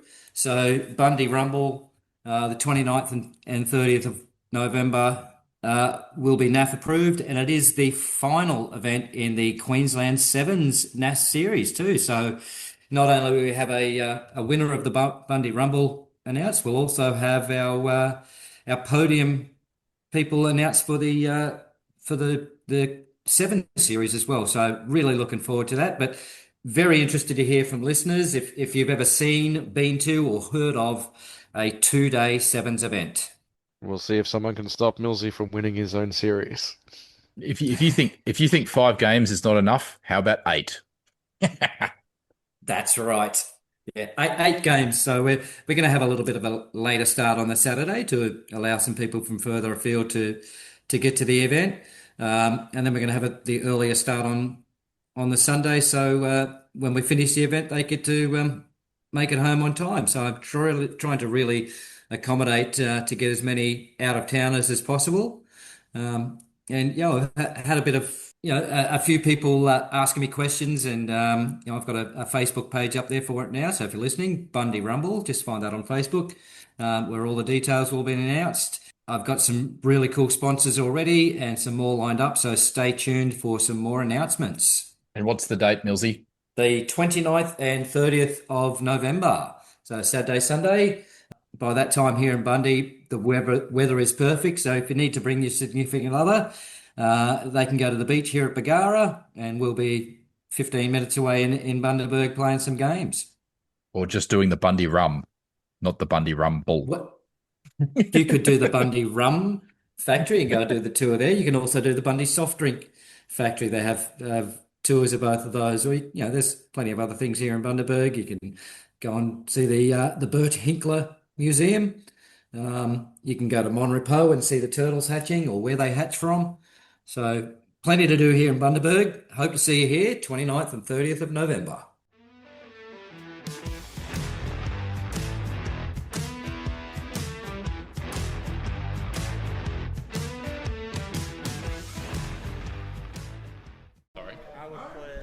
We're in the Dragon's Beard here at the Deathroll 11s, and Josh, Chris, Wiltz, and Jason. Is it Justin? Are all here. Tats, how did you go round 4? Yeah, so playing Dan, the rivalry, the rubber match, if you will. This is the third time we've played each other, and we've previously drawn on both occasions. And yes, Josh just phrased it as irresistible force versus the immovable object.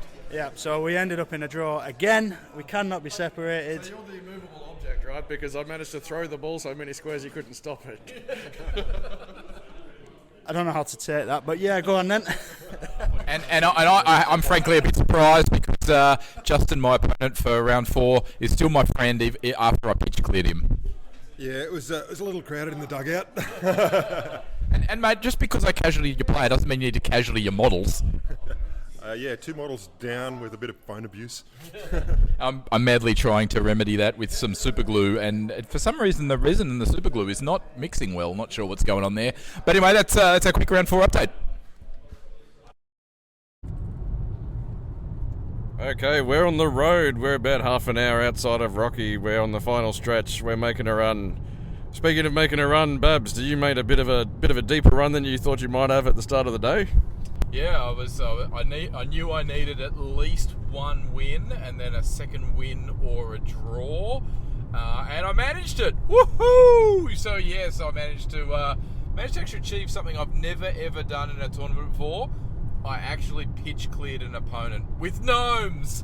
I know, pitch cleared a Skaven team with gnomes. So yes, I managed to get the win there against Justin, and then I managed to claw back a 2-0 loss to a 2-all draw. So yeah, very, very happy. And of course that meant I ended up being winner of Stunty Cup. But how about yourself, Wiltz? You also did quite well. And not just winner of Stunty Cup, you made 6th place overall, which is pretty respectable in and of itself. The top 2 tables heading into the last round, there were myself and Tats were on 3 wins and a draw, and then we had 2 guys coming up with 3 wins and a loss. So everyone on the top 2 tables was in the hunt for the win overall. Myself and Jared actually tied on our match with a couple of shenanigans possible to try and score the winner, but I didn't quite pull it off. And Chris Stratford, our Queensland captain for the state team, managed to pull out a very, very close victory against Tats and take the win. So I got into 2nd place. Tats dropped down to 4th, and we had a really tight competition right at the top. Yeah. So what did you end up walking away with? I got the 2nd place trophy, and we thanks to some very generous sponsorships from the Dragon's Beard gaming club, gaming store in Townsville. I managed to get some couple of box teams and some spray cans off the shelf, So I've got more mountains of unpainted plastic to work my way through anytime I get bored, and plenty more spray cans to undercoat them to get them going.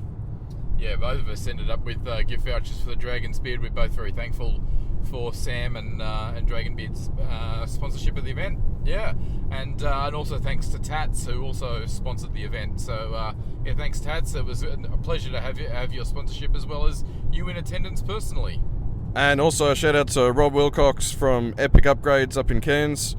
He made the wonderful trophies and a lot of the swag that was handed out to players. And not to forget, big shout out to Aiden for organising the event, getting everything together and putting in a lot of effort behind the scenes. Big shout out to him. Couldn't have happened without him. Yeah, looking forward to the next one. Yeah, so yeah, we've just we're coming up to the end of our 850 kilometre leg back from Townsville into Rocky, yeah, it's we should be dropping you off about midnight, and then I'm off to Gladdy, and then up again very early in the morning for my leg to Agnes, as I regularly do. So yeah, it's been a bit of an epic journey home, but we're in good spirits and still plenty of energy left in the tank, so it should be right to get home. And it's been a fantastic weekend, lots of great conversation. Dinner out Saturday night was a highlight. Yeah, just lots of great Blood Bowl action. Yeah, brilliant. Had lots of great games. And last final shout out, Jason Webster, great guy. Put us up for the night on Friday and Saturday nights. Can't wait to catch up with him again at Tournament Champions and maybe another event or two for the year. We'll see how we go.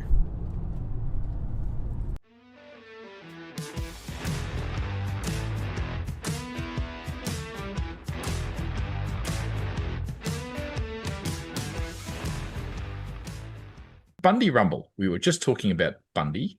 And now at Bundy Rumble, there is an event, not just a tournament. There is a winner going to be announced, and it's not the tournament series. As important as the tournament series is, and of course we started our episode talking about spacing our tournaments for Queensland out.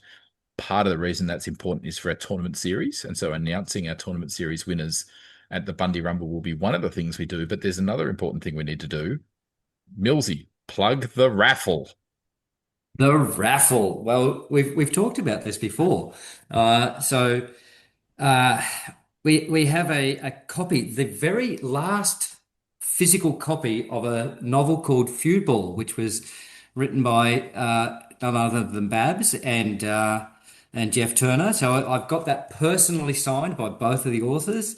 I have the Flagstaff Jailbirds as the human team.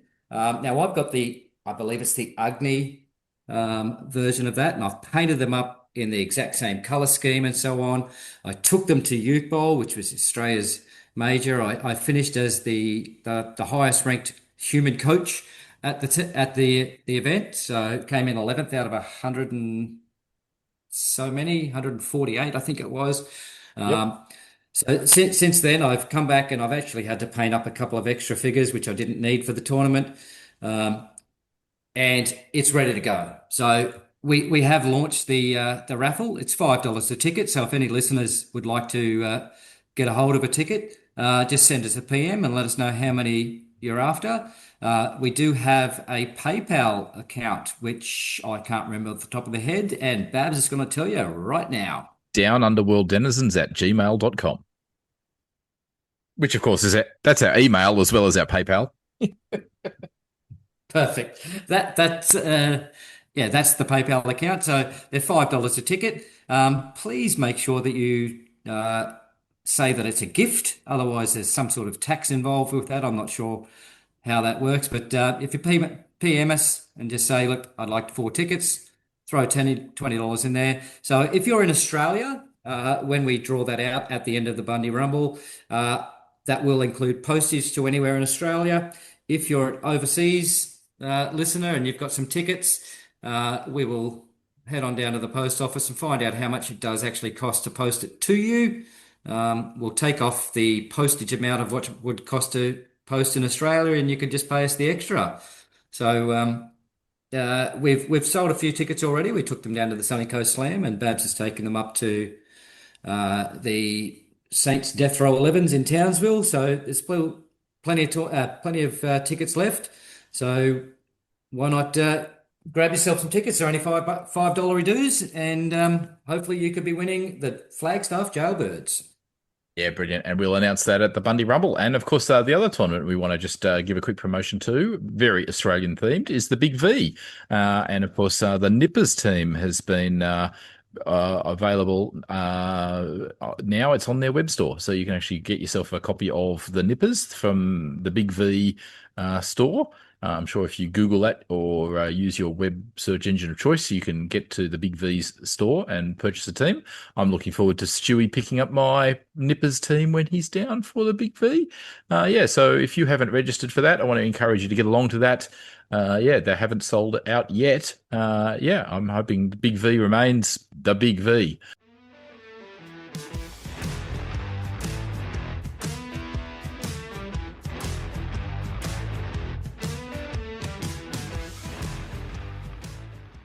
Does somebody want to have a go at introducing him so we can stitch that before the interview? Oh, yeah. And coming up, we've got some yank from across the ditch. Heard he might know a thing or two. Some guy that told us that all of Florida Blood Bowl's just because of him.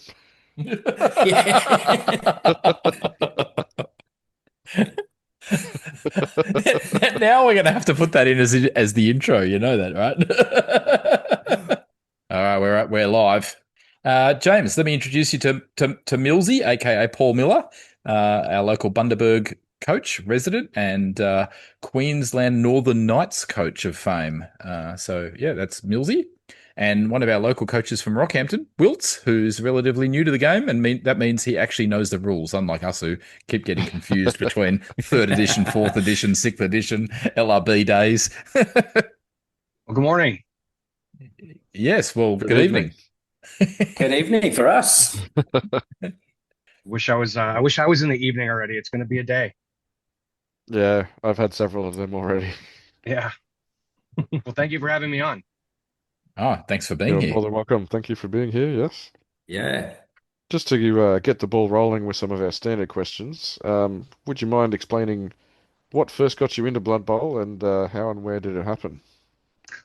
I feel like I've been telling this story a lot lately because people ask me quite often how I got into Blood Bowl. So as funny as it is, it has to do with 2 television shows that were on public television when I was a kid. There was a BBC show called Dark Shadows, and everyone knows Doctor Who. So in the middle of these 2 shows, there was a commercial for Cap's Comic Cavalcade on Catasauqua Road in Allentown, Pennsylvania. So I kept seeing this commercial growing up, like years and years and years. And when I finally got a driver's license and went on my first road trip, we went to Cap's Comic Cavalcade on Catasauqua Road in Allentown, Pennsylvania. And as soon as I walked in, I looked to my right, and what do I see but Blood Bowl Champions of Undeath. I had no idea what it was. I had no idea if it was just miniatures or a game, but I picked it up and I'm like, this is so cool. And my friend's like, oh yeah, Blood Bowl. I know all about that. And learned how to play Blood Bowl, and I've been playing ever since. And that was probably back in like 1992 or 93. Do you know if that store's still there? It is, and it's I've gone back there every now and then when I'm back home in Pennsylvania and just kind of pop in, and it is a shadow of its former self, but it is still alive and kicking. And it's just nostalgia whenever I go there or think about it. Nice. Excellent. So your first team was the Champions of Death. Were Shambling Undead still your favorite team, or what is your favorite Blood Bowl team to play? I mean, I played them for a while. Then I played humans for a while. Nurgle back then was a popular team for me and still is, but I still have to go with Halflings. I love the tier 3 stunty teams, and Halflings are always, well, let's put it this way. For a while, I think I got a little too competitive for my own good, and I ended up going to a Blood Bowl tournament with a good buddy of mine, and I was probably an obnoxious jerk the entire weekend. And at the end, he's like, can I tell you something? I'm like, sure, we're friends. He's like, dude, you were horrible to be around all weekend because all you wanted to do was win and blah, blah, blah. So I fixed that. After I came back from that tournament, I played Halflings for a year and a half, and it totally just knocked the competitiveness right out of me. And I think I enjoy Blood Bowl so much more going into it with that mentality of, man, I'm just going to go have fun. Excellent. Yeah, That's what it's all perfect. about. Mhm. It is. So that was from a tournament. I'm presuming that you played leagues as well. Do you have a preference for leagues over tournaments? I mean, I think both are important to the game, and I love that people are just playing Blood Bowl, whether it's league or tournament. Myself, I like tournaments better. I run more tournaments than I play in. Anybody who knows that, like when they see me play in a tournament, they're like, "Oh my God, he does play Blood Bowl." Um, it's just a lot easier to know that this is your weekend or this is your Saturday, and you're going to play Blood Bowl all day, as opposed to trying to. And I mean, I'm 48 years old, and everybody that I play with has got a busy life, kids, work, all that stuff. So to be able to, even with a 2 week window, to try to schedule a Blood Bowl match with 9 or 10 other people over the course of several months, it could get very frustrating at times. So it comes down to personal preference, and for me, I love tournaments probably more than I do league. Now, obviously, there's a lot of things floating around on the internet, hearsay, speculation, rumors, and not a lot confirmed right now. But if you were in the meeting room when the new edition was being cooked up, what was the one thing that you would have insisted on for a new edition? Ooh boy, I'm not a rules monger. I kind of just take what I'm given and just kind of roll with it. But the one thing based off of uh, the two previous seasons that I would like to see is that once you buy that core box set or that rule book, that somehow, some way, you would be entitled to getting like an electronic version of the rule book. That when they make the FAQs, these rule books are constantly updated, and you have something that's not piecemeal. Would be my biggest thing, and so it has less to do with actual rules, but more so just convenience and just making it easier for everybody to learn the game and get into the game and have like a good core set of rules that are always up to date and with you. So you don't have to be looking, okay, I have to go look at this FAQ. I have to go look at Death Zone. I have to go look at the core rule book. I have to go look at the spike. I have to go look at this. So I feel like that would just go a long way towards making a lot of people happy and making it just an overall better experience in, playing this game we all love. Yeah, that's a really good call. Thank you. Yep, Millsy, you found a 100%. kindred spirit. I certainly have. Hey, James, tell us about what's your favorite Blood Bowl style player? It could be the lore and the background. It could be their stats that you love and having on your team, or it could be the miniature and the aesthetic. What's your favorite Blood Bowl star? That's a great question, and I already have a great answer for it. Lord Borak the Despoiler is absolutely my favorite player, and it Yeah, buddy. may not be for the reasons you think. So yes, I love Lord Borak. I love the model. I love the history behind, but also a buddy of mine, we would do these like early on. This is maybe going back about 10 years ago, or maybe even more. We started doing like these little audio things where my friend Tom would be Lord Borak the Despoiler. And I got pretty clever using Adobe Audition and, doing the sound effects and this and that. So we would do like little skits. We would do commercials. Like there were two that I just posted out into the Blood Bowl community a few months ago. One was for Camry brand condoms, and the other one was for Nurgle energy drink. And just that fun, like doing the Dear Agony Ant, where people would write in and he would answer them. My friend Tom got very good at embodying the persona of Lord Borak the Despoiler, and we would just crack each other up doing these skits. So for that reason, and obviously he's a badass on the pitch. So just love it. Love Lord Borak's my favorite for sure. Well, actually, that's a Outstanding. little story from way back. I mean, Oh, yeah. the Ask Borak was originally a guy on Talk Blood Bowl, which was a PHBB forum, and it was just a fan who just decided to pretend to be Lord Borak, and he was just posting in Talk Blood Bowl, and then Jervis actually asked him to write a couple of articles for the Blood Bowl magazine, and that's where it first started. And it went all the way through until even one of the Spike journals recently still had an Ask Borak. So yeah, it was always just one member of our Blood Bowl community who decided to start the Agony Aunt, Ask Borak. Kudos to that person. That person is a rock star, and they deserve all of our praise and love because that stuff is hilarious. And I enjoyed reading all that stuff then. And then, of course, Tom and I, we would bleep stuff out. Like we'd have an edited version and an unedited version, but making Lord Bork a little spicy also kind of made us chuckle as well. But yeah, all that stuff is fantastic. Just it's good for. That's why I love Blood Bowl. I love. I think you're getting the most out of it when you're laughing. And I know we're going to get into this, but one of the things I do, I go to Gen Con with Games Workshop, and every year, I think this was the fourth year we did it this past August. We have a thing where we get people into the game where they get a sealed box. It's a random Blood Bowl team, and then they sit down and learn how to play Blood Bowl with me for 2 hours. And I can always tell people right off the bat, I'm like, you know this game is going to be for you when you're rolling dice and you're failing, dodges, or you're failing this or you're failing that, and you and your opponent are both laughing your butts off. If you guys are doing that, then this is the game for you. I said, if you're not doing that, then you probably should go play 40K. And every time I say that, the gamers they laugh because they know exactly what I'm talking about. Yeah, 100%, 100%.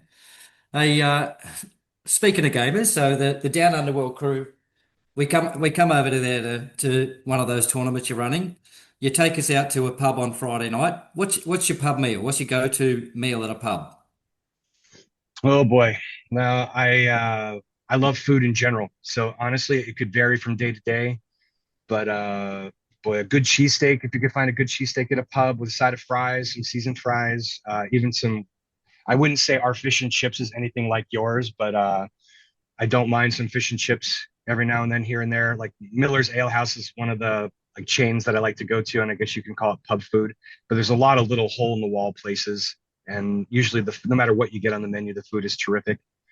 But yeah, we love to entertain here in Florida. We have a lot of coaches who come visit us they're like, hey, I'm going to be in Florida. Do you have any tournaments? And of course, it's Florida. So we run there. I think one year we had 44 tournaments in a year. So we always have at least, yeah, at least we always have at least 1 to 2 tournaments going on in a month. So I have people all the time be like, hey, we're going to be there on vacation with the family going to Disney. You have a Blood Bowl tournament? I'm like, no, but we will. And then we'll take you out to eat and we'll have a good time. And you'll be glad you came to Florida to play some Blood Bowl. Taking it to the next level. I like it. We try. Yeah. We do. Let leaf out of our book, as Ian McKinley would confirm. Hey, look, for our listeners, James is the organizer of Chaos Cup. He also runs the official Games Workshop Blood Bowl events throughout the US and has done so for a number of years, and has been a significant figure in Blood Bowl in Florida, as you've already heard.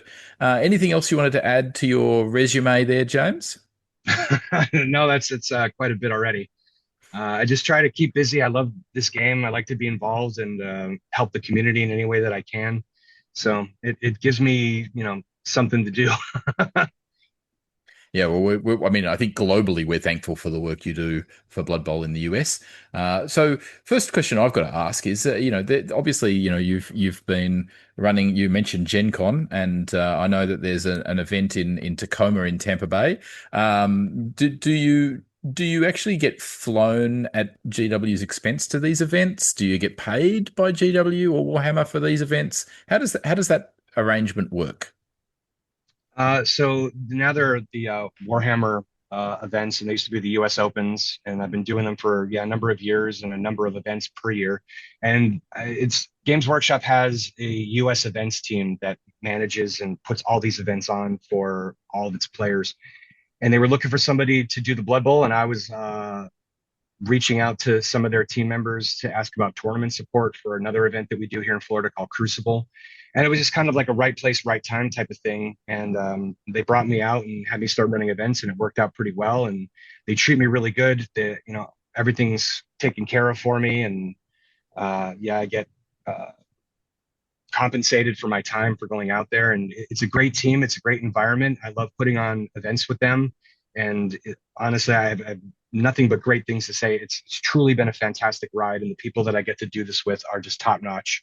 So I don't have enough good things to say about the US events team and being able to run these Blood Bowl events for everybody. Yeah. So are there certain requirements that, being that it is a Games Workshop event, is there certain requirements that they have upon you in rules pack or do you have to follow the match play guide and so on? Yeah, absolutely. In the beginning, before the match play guide came out, we kind of, stuck with just a basic rule set that this way, experienced veteran coaches could come out and have fun and take advantage of, as well as brand new coaches who are looking to get into the game. So we kind of keep it simple. Then the match play guide came out and kind of streamlined a little bit of that. So we adopted that. I never had any complaints from anybody. Well, the only complaint that I have is a lot of times, like with NAF events, and these are NAF events as well. That was the one big thing. People are like, okay, great, it's GW. They're putting on a Blood Bowl event. We're happy for that. But hey, if only this could be a NAF event. I'm like, guess what? It is a NAF event. So we made sure to get all those events that I run NAF approved. This way, everybody who, is NAF or is not NAF gets to come out and take advantage of that. So we wanted to try and make it good for everybody. But I think the only complaint I ever got was, what do you mean you're not using the Highlander rule? And then somebody's like, I had to play Griff. I had to see Griff everywhere. And I'm like, yeah, well, that's just, that's how it goes sometimes. Griffin Norse, Griffin Dwarves, Griffin Halflings, good. So, sometimes that's just how it be. So, moving away from running Griff, because maybe I did that recently myself, but And got him sent off. yeah, let's not go down that road. Hey, wanted to talk about, your other big event is actually America's largest singles event. So not teams event, because that's a Oracle Cup, but the largest singles event in the US is the Chaos Cup. And like so many NFL teams, they upped and moved from Chicago and moved to Orlando, Florida. So Chaos Cup is now in Orlando, Florida, under your tutelage, under your headship. Tell us a little bit about, how does Chaos Cup differ from the early days of Chaos Cup? And supplementary question to that is, what advice do you have for our listeners that your experience running all these events might have a little kernel of insight for them if they're thinking about running one? Whoa, that's a lot. Let me try and unpack that as eloquently and as efficiently as I can. So yeah, Chaos Cup. I was attending Chaos Cup out in Chicago for a number of years. And I got to know Jeff Gallenbeck, Jethro, pretty well. And he did a fantastic job, as did all of his predecessors. And I think when he knew that he was done running it, he was thinking of people. And I was on that list of people that he wanted to ask if it would be something I would want to do. And I remember distinctly being in the car driving home from work, and the call, I'm like, Jeff is calling me. This is interesting. And then he popped the question, and I almost fainted. I was so excited. Of course I said yes. How could I not? And he's like, do you want to come out to Chicago and run it, or do you want to move it to Florida? I'm like, you know what? Let's move it to Florida. Nothing against Chicago. I love going out there.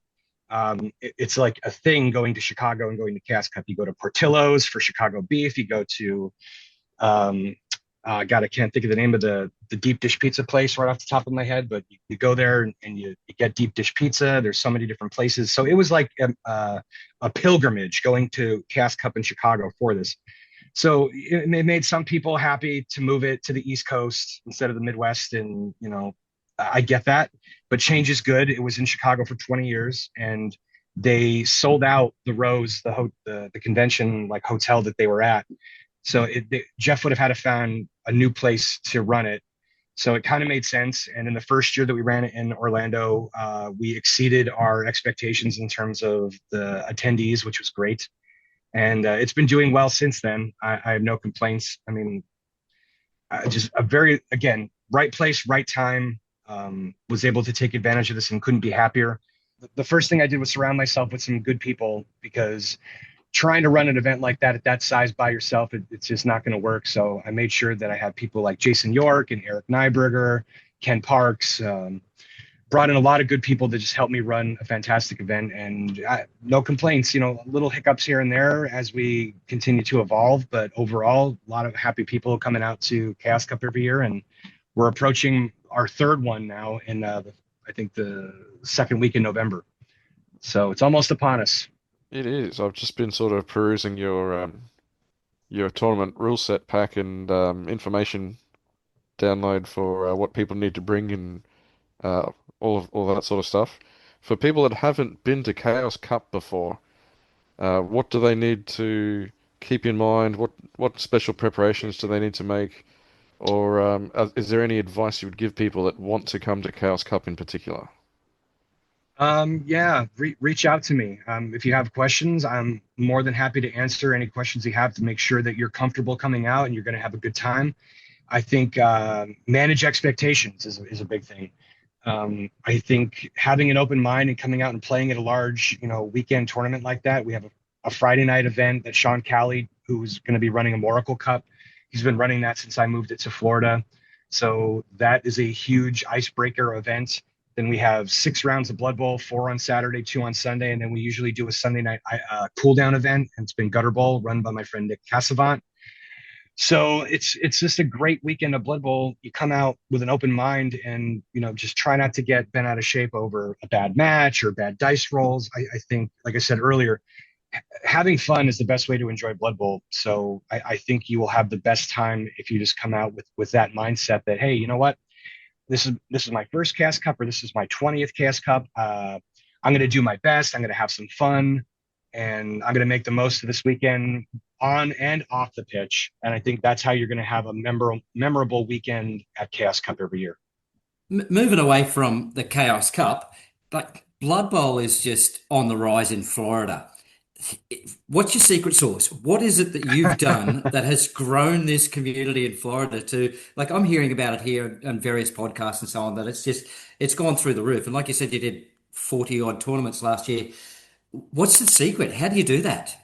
Yeah, the 40 some tournaments was a few years ago. I like to call that like the golden age of Florida Blood Bowl. And things just kind of happen organically. Like, we didn't set out like, okay, this year we're going to run 50 events and that's how it's going to be. It's not like that at all. Everything that happened in Florida is kind of organic, and I can't take any of the credit for it. All I can say is that, if anything, I put in the work, and I have an open line of communication, and I'm willing to go anywhere in any venue and then play Blood Bowl. And I love people. So, meeting people who are like, yeah, I play Blood Bowl in our game store, would love to have it here. Would you mind coming out and running it at our game store? Sure. We do Blood Bowl camping trips because I like to camp. A lot of my friends who play Blood Bowl in Florida like to camp. So we merge the two, and we'll go out and do a camping weekend and play some Blood Bowl. And that turned out to be a fantastic thing. And we have one of those coming up in 2026, which I'm excited for because we haven't done one in about 2 years. Breweries, we'll go and play. There's really nowhere we won't play. And the thing with Florida Blood Bowl is that we would play all over the state. So if we would never get truly comfortable, even though we have a lot of FLGSs that are really good to us. We like to spread the love and, take the Blood Bowl ministry on the road, as it will. And we've played every area of Florida that you can imagine except the Keys. And we're working on getting a tournament all the way down in the Florida Keys, because I think that would be a fun event. Just everything kind of gets a little tight and expensive down there. So that could turn into a very expensive, but a very awesome weekend of Blood Bowl. But when I first started coming down here, when I moved from Pennsylvania to Florida, I didn't think I'd play Blood Bowl again, because in Florida, we had in Pennsylvania, we had 2 different leagues where I was playing out of our FLGS. We had one with like 40 coaches and another one with like almost 20. That was like a developmental league. We had tournaments. We had a great scene with a lot of great people. So when I moved to Florida, I'm thinking, well, there goes that. I'm never going to play Blood Bowl again because I don't know anybody in Florida at all. I knew one person, and he was in another city, Pat Wynn. I knew of Pat. He lived in Orlando, and I was moving about an hour away from there. And then when I got here, it was like I go to a local FLGS called Get Your Fun On, and the owners were so great. They're like, hey, there used to be Blood Bowl here years ago, but we'll put you in touch with those people. If you want to run a league here, we'll help you with whatever you need. If you want to run a tournament here, great. We'll help you with whatever you need. Couldn't be more accommodating to somebody brand new to the scene, to the area, to the state. And they don't know me. I'm a complete stranger. And they're like, Mark and Wanda are the owners of Get Your Fun On. And they're like, whatever you need, we'll help you out. Honestly, they are some of the best game store owners and people that I've ever met. And then it was just putting in the work. Like, we ran a tournament here or a tournament there. Then we ran one in Orlando. And then we just kept running tournaments and running tournaments and running tournaments. And then other people are like, well, hey, I want to run a tournament. What should I do? What could I do? And then I would just give them advice on rule sets, or, how we handle swag or entry fees, or working with the game stores to make sure that, they're getting taken care of for bringing in 20 to 30 people to play some Blood Bowl for a day, because we want to make sure that they're profitable so that we can keep coming out and playing Blood Bowl at their game stores. We want it to be a win-win-win. We want the game stores to be happy. We want the players to be happy. We want the tournament organizers to be happy. And for the most part, I think just we have a great group of coaches here, a lot of great people, a lot of great players, and it just all gelled and all came together. Whether it's Orlando, Tampa, Jacksonville, Miami, Gainesville, we have a lot of just great pockets of Blood Bowl. And once we started just putting these events out there and advertising it and marketing it and putting the word out there, it just all kind of fell into place the way that it was supposed to. So as much as I get a lot of credit for it, I I feel bad saying yes, it was all me. Of course not. That's couldn't be further from the truth. But I'm just very lucky to be in a situation here in Florida where Blood Bowl is loved, it's appreciated, and it's thriving. And I don't see that changing anytime soon, because even outside of Blood Bowl, like we all have a group chat, like so many of us, and we talk every day. We're in each other's lives. It's just a great group of people, and that's not going to change. Yeah, so I just want to circle back around to something I asked earlier, and you did answer it to some degree, which is about advice. Like, if somebody comes to you and says, "Hey, I'm thinking about running a tournament," and maybe it's their first one ever, what advice would you give? If one of our listeners is listening in who is thinking about potentially being a tournament organizer for the first time, any tips you've got for them? Yeah, absolutely. Don't think you have to do it all by yourself. There's so many people out there with so much experience running tournaments. My first tournament that I ran in Pennsylvania, I was very fortunate enough to be a listener and fan of the Both Down podcast. And I reached out. I didn't even know Steve Scott at all. And I reached out to them and said, "Hey, I'm a guy in Pennsylvania. I love Blood Bowl. I'm thinking about running my first tournament. I have 5,200 questions. What could you tell me?" Nate Beam was the NAF president at the time. I reached out to Nate and asked him a bunch of questions. And some of his guys actually came up and played in my first tournament. They came up from Virginia. They beat all of our asses and took all of our prizes and trophies, but it was still fun. We were just getting started in the tournament scene, and those guys have been playing for years. So they came up, showed our guys how to, and my best advice is just to reach out to people, get their opinion. Hey, here's a rule set that I wrote. What do you think? Some of that will be hashed out when you get it NAF approved. Like, they'll come back and be like, "Yeah, no, this isn't going to work," or, "Hey, that's great. You should definitely roll with that." But the Blood Bowl community page on Facebook is a great resource. There's so many Discord channels now for Blood Bowl. So many great places like your podcast, for instance. There's so many different outlets now that you can go and ask questions and sample the community and be able to get all the resources you need to run the best tournament you possibly can. And you know what? I'll be honest. Your first tournament, I hope it is the best right out the gate, because then it's just only going to be easier. But I had hiccups with my first one, and I didn't let that stop me from running. I run over 100 Blood Bowl tournaments at this point, and I can honestly say that they would get better. And every now and then, you might have a bad day. But if you love this game, you're a people pleaser like me. You like to make the crowd happy. I like running tournaments more than playing in it, because I get more satisfaction seeing 30 people or 200 people come out to an event that I put on with some help, and they have a great day. They have a great weekend. And that's what I want to see happen. And growing the game is the other aspect of that. So yeah, communicate, ask the questions, get all the resources that you need in order to run your event, but also you got to market the crap out of your event. You got to let the people know however you can. Get on a podcast, post on the social media stuff. Make sure you get it NAF approved. I can't, believe it or not, there are still people I run into and they're like, "What's the NAF?" And I'm like, "Whoa." Like, wow, okay. Let me tell you about the NAF, sir, ma'am. Let me tell you all about it. And then get them signed up and give them another resource to be able to enjoy Blood Bowl to its fullest capacity. But yeah, you gotta shiny swag while they're at it. Oh well, yeah, that's the other thing Florida was known for. Like, we had another guy here. His name's Ryan, and he ran some events. And at one point, he kind of brought it up. He's like, I'm really concerned about the level of swag that keeps happening with these tournaments. He's like, it feels like everybody's trying to outdo each other. He started calling it Swagageddon. And I'm like, okay, that's fair. I mean, yeah, everybody wants the shiny math rocks, and everybody wants to, like do. I think it's cool. I like it gives people, like, before I got into the career that I'm in now, I was a graphic designer and I did that for years and years and years. So Blood Bowl is really my only outlet for it. I don't do freelance anymore. So like when I'm doing Blood Bowl, I like to do the table cards. I like to do banners. I like to do posters. I like to design stuff and work with people out there in the community, like Jack from Maelstrom Gaming Mats or Duncan from Charlie Victor. These are very creative and talented people. And I love being able to work with them on Blood Bowl projects because it's fun. It brings out something so unique and creative into the Blood Bowl community, and people love their swag. So that's also another thing, ask those questions. There's so many different vendors now out there who make dice and trophies and Blood Bowl pitches and challenge coins and turn markers and miniatures. Oh my God, 3D printing. Don't even get me started with that. It's amazing just where we are now versus where we were, 25 years ago. And it's just only going to keep. God, I'm sorry. I don't need competition to go to Swagageddon or whatever it is. I do it to myself because I want to outdo myself. So I started with pitches. Tournament of Champions 2023 had a pitch.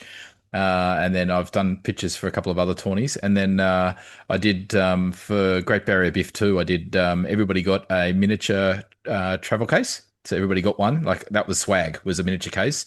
And I'm going up. I'm upping my game again for next time. I've got a top secret one that's going to be even bigger and better than getting an entire pitch as part of the swag, which I've done a couple of times now.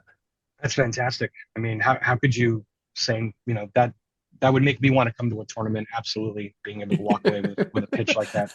So I just try to outdo myself each time. I don't need anybody else to compete with. I certainly see what he meant. The Great Barrier Biff there as well. We've played a couple of tournaments now on a tropical island. Can highly recommend. So when you get a chance to get out to the Keys and have some fun near the water, it's never going to be a bad time. Absolutely not. The more places you could play, I think that's one of the, and I'll mention another thing for those who aren't familiar, the NAF tournament series, I think is one of the best things that they came up with because it encourages you to travel to other areas. Like for us, we have the Voodoo Tournament Series, which is Florida, Alabama, Louisiana, Tennessee. I always forget one, Georgia, and I think there's another one. But it encourages our coaches to go and play in those states, meet other coaches, play in other tournament organizers' rule sets, just kind of travel and be able to do all these things. I can't say enough good things about the NAF Tournament Series because that's how you grow as a player. That's how you grow as a tournament organizer, just going out and getting outside of your little area and experiencing. Like this year is the first year that I'm actually traveling outside the US. I'm going to Euro Bowl, to Budapest to play Blood Bowl, and I'm excited to go. I've always wanted to and just kept telling myself, nah, not this year, or your kids are too little, or work is a thing. And so I finally just bit the bullet, got my passport, and I'm doing it. And I'm so excited, and I know it's going to be a great experience, and I encourage everybody to do the same. As Danny Pickler has done going to Chaos Cup before, and I've heard on the grapevine that one of our New Zealand cousin coaches, James Hills, aka Claymore, is going to Chaos Cup this year. Yeah, we have a lot of international coaches coming out, and it always makes it very exciting, and we try and accommodate them in any way we can. But yeah, we love to see just such a great mix of coaches, whether it's the US, Canada. We have coaches coming from the UK, from Spain, from Germany, France. Yeah, it's very exciting to be able to get a great international mix of coaches. I'm very, very humbled to be able to say that. Well, I have to say that your enthusiasm and your love for the game is very obvious to anyone that's spoken to you for more than 2 minutes. I've just been sitting here with a massive grin on my face the whole time while you've been talking. So Thank you. That's definitely brightened my evening really well. And I can only imagine what playing a tournament or even just playing a game against you on an evening would be like as well. That'd be amazing. I can promise you it'd be a lot of fun. We will laugh, we will fail, and we will hopefully have a mixed beverage or a beer, and we will have a good time. 100%. Absolutely. All right, final question before we let you go, James. What's your thoughts on the new edition? Well, I knew that was going to come up. How could it not? Yeah, Monday was Labor Day here. It was a holiday here in the US. And my phone blew up all day. Just so many people reaching out and be like, oh, wow. What do you think? First and foremost, I'm excited for another new edition of Blood Bowl. I'm looking forward to I think the Khemri team is fantastic. It looks great. I was never a fan of Bretonians, but I think the models look superb. I'm hoping that all the rule changes make everybody happy. Of course, there's already people debating this, that, and the other thing in the Blood Bowl community, which of course, they're going to do that, speculate. And, I just want to see everybody playing the game. I'm a big fan of Warhammer Underworlds and got into that game about 2 years ago. And then the new edition of the game came out. And here's my only concern. What they did with Underworlds, I'm hoping doesn't happen with Blood Bowl, because they made the game more streamlined and made it more friendly to get into the game, which is great because growing the game is important, whether it's Underworlds, Blood Bowl, or Kill Team, it doesn't matter what. But I feel like they lost a little bit of the magic that Underworlds was before the new edition came out. And I'm just hoping that whatever changes they made in the rules, and so far from what everybody's been saying, not that I know anything whatsoever about any of it. I don't have no, prior fore information at all. I'm just hoping that it's not watered down. It's not changed to a point where it's not Blood Bowl. It's just something else entirely. Everybody I think just wants to see Blood Bowl be Blood Bowl, just better. So and I think it will. I think it will, based on what they've said. Yeah, I agree. And I'm not worried. We've survived how many different rule editions so far, and yet here and every year the game keeps growing. All right, finish off, James. Hey, this was fantastic. A lot of fun. Thank you so much for the opportunity. It was great being on the podcast. I look forward to listening to it when it drops. And for those of you who are not aware, Chaos Cup is coming out. We're up November. I think we're the 8th, 9th, and 10th. I'm just checking my calendar really quick. You think I would have memorized that off the top of my head. 7th, 8th, and 9th. And I look forward to hopefully seeing some of you. Look for me at Eurobowl. I'll be there. Come say hi. So is Chaos Cup 2020 edition? So you're locked in with the old rule set?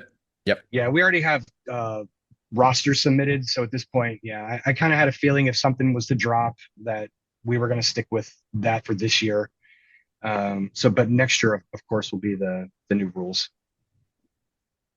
Yeah, I'm looking forward to seeing how tweaks like secure the ball actually work in play. It's certainly going to mix things up a little. Oh, for sure. Yeah, there'll be a learning curve for sure. Thanks so much for coming on, James. Just want to say thank you so much for your time. Thank you for sharing with our listeners some of your insights in your expertise. And thanks for being a friend of the podcast from across the ditch over in the great US of A.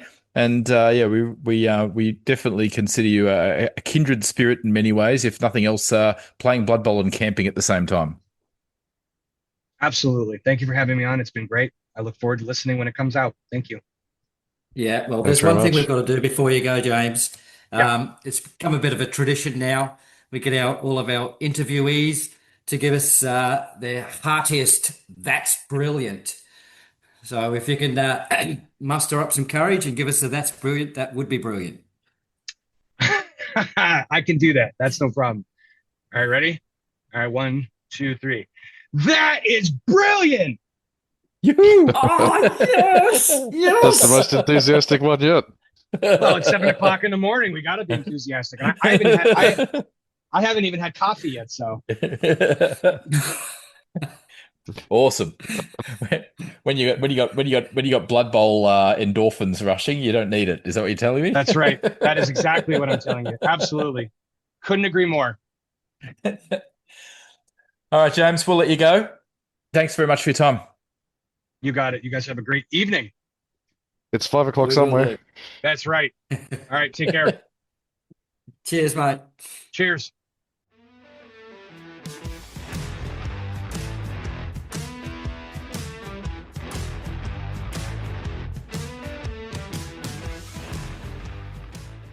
Now, there are some other things we're going to just hold off in announcing because our episode is at an end. So we were going to announce Deathroll the Croc. We were going to announce a winner for that competition, but just to up the ante on that competition, I want to say if you are the winning person to develop stats for that Deathroll the Croc, we will use those stats and skills as the basis for a special one-off star player that you can take to the Tournament of Champions 2026. That's right. When you register for Tournament of Champions, you will receive your own Deathroll the Croc miniature.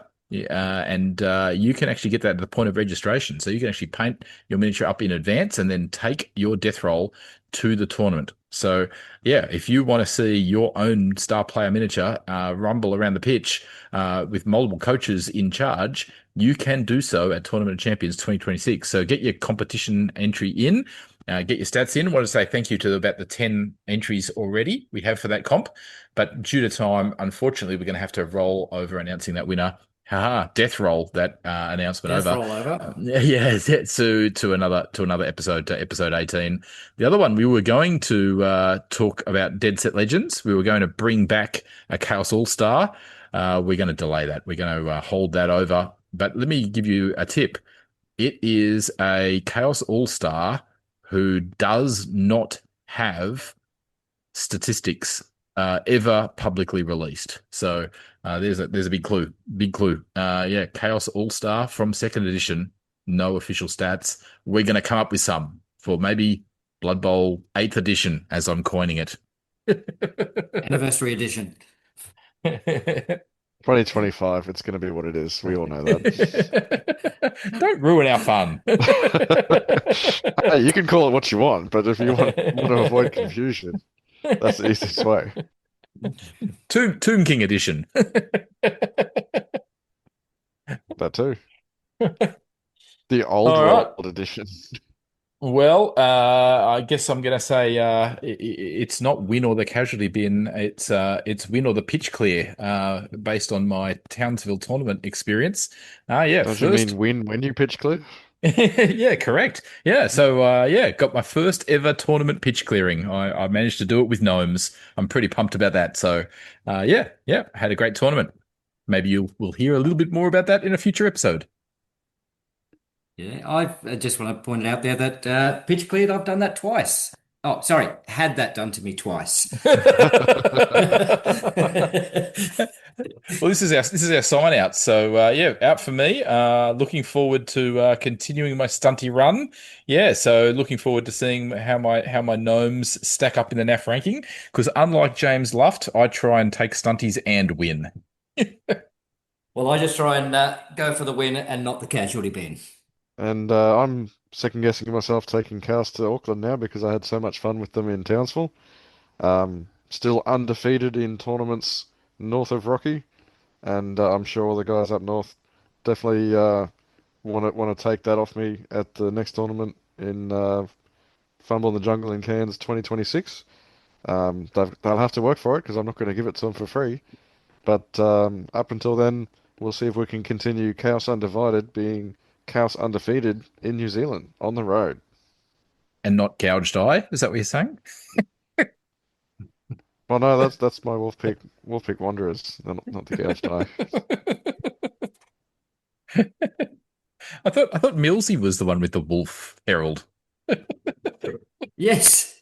No, that's him personally. That's my Orc team is the Wolfpeak FC Wanderers. I know. I'm just all right. On that note, I think it's time for me to go to bed because it's not 7 a.m. in the morning here.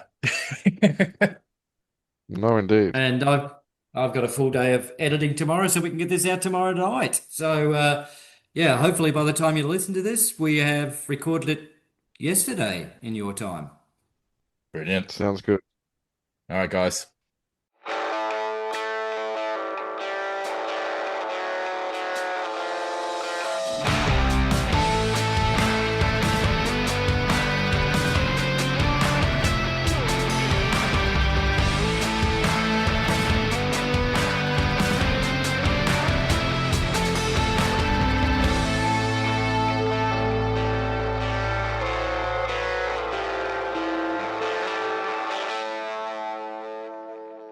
Well, hello there. Mwahaha. Well, were the rumors true? Well, some of them were. You can bet your bottom dollar. I'll give you 15 cents. Alrighty, I get to do episode 17, don't I? If you like. Take that, Joe Knight. I'm 17, not you. Keep that Now it in can be after official. Keep that in Oh, after the credits. It's going in. Don't you worry about that. No, that's the outtake. No, I reckon. That I would reckon, be we an actually, I reckon we actually do it as the intro. That'd be so much funnier. Yeah, I think it was an internet issue, Oh, it could be. And not your internet this time. and that's why we pay Millsy the top dollar that we do. Oh, this is easy. It's just silence. I could just cut this out. Well, unless Yeah, we the more suddenly we talk, the harder it's going to be for him. So let's just keep No. talking, right? Yeah, we should just suddenly start talking about the new edition and just like so then he has to splice it all together. What's this talk of you pay me? I never do that. Yeah, of course we do. We pay you. My checks have been going in the mail somewhere. I'm not No, getting no. nothing. No. It's the same thing I pay my dogs, right? Food and pats. Food and pats. Well, you are my octopus, Babs. You are my That's octopus. it. Down Underworld Denizens discusses Games Workshop's games and products such as Blood Bowl, Gutter Bowl, Dungeon Bowl, and Crunch. We also discuss other fantasy football board games and concepts from other companies such as Dread Ball, Guild Ball, Grind, Elf Ball, Myth and Goal, Blitz Bowl, Chaos Ball, Monsters of the Midway, and Feud Ball. We discuss products and services such as miniatures or software made by producers suitable for several of these board games. Games Workshop terms and conditions in point 2.1 state they grant the user the non-exclusive right to use their authorised intellectual property for broadcasting and other media-related activities such as commentary and opinion pieces, blogs, and other similar informational and descriptive purposes. Down Underworld Denizens respects and honours these terms.